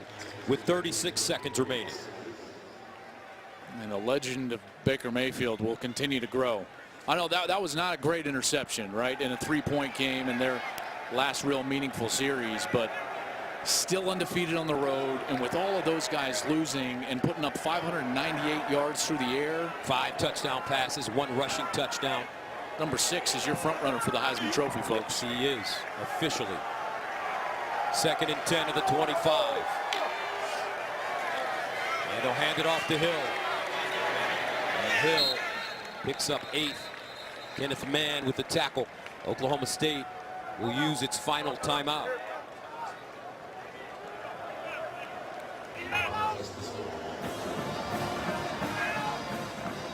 I know it's disappointing for Oklahoma State, but in his first shot as a head coach, Lincoln Riley looks like he's going to get a victory in this bedlam. As you take a look at the upcoming schedule, tough one next week in Norman against TCU, who's leading Texas right now 10-0. At Kansas, and then at home to wrap up the regular season against West Virginia. Of course, all of that would lead into potentially a matchup in the Big 12 championship. And you never know, you may have to face this Oklahoma State team again, depending on how everything shakes out. Of course, Iowa State losing today, and that's the team that Mike Gundy and his Cowboys will face next week, and that will be a tough environment up there in Ames. It's not an easy place to play, and that defense is playing very well. 3rd down and 2 at the 33. Rudolph to the sideline as Stoner, and he gets out of bounds, stopping the clock with 25 seconds to go. Oklahoma State out of timeouts. And it's all about just being disciplined now for Oklahoma. Don't jump any passes. Don't try to be a hero and make an interception or some big hit or play. Just keep everybody in front of you and then rally up and make the tackle. 1st down at the 44. Rudolph over the middle. Incomplete. Intended for McCleskey. 19 seconds to go. Career day for Baker Mayfield. The young man from Austin, Texas, who started his career at Texas Tech as a walk-on, transferred to Oklahoma. He's been spectacular in the 3 years that he's played in Norman. 2nd and 10 at the 44. Rudolph steps up in the pocket, delivers down the field, and intercepted. Trey Brown, and that'll do it. 62-52. OU survives on the road in Bedlam.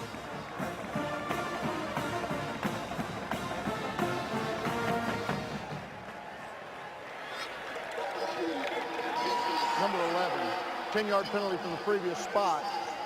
Automatic 1st down. So it looks like Oklahoma State will hold on to the ball after the holding penalty. And if it's number 11 for Oklahoma, Parnell Motley. Called for the hold down the field. We'll get at least another shot at this.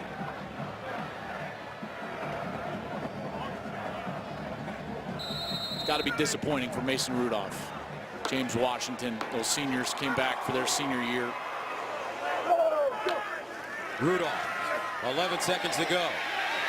Winds up, throwing it into the end zone. And out of bounds with 3 seconds to play.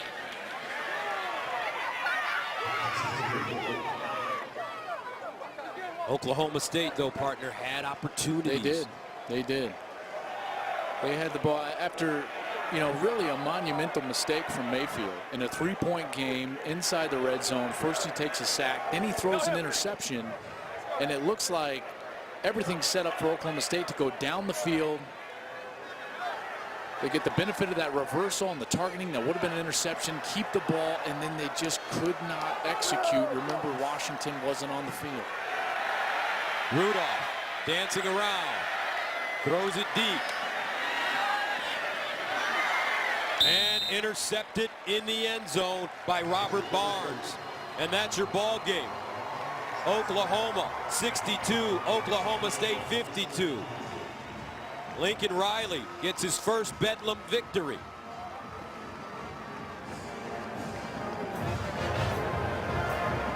As you take a look at the Big 12 standings, OU 5-1, 8-1 overall. They win the game, and Baker Mayfield, the Magic Man, is officially the front runner for the Heisman Trophy. 598 yards passing, 5 passing touchdowns, 1 rushing touchdown. A new Oklahoma single game passing record. Let's go downstairs.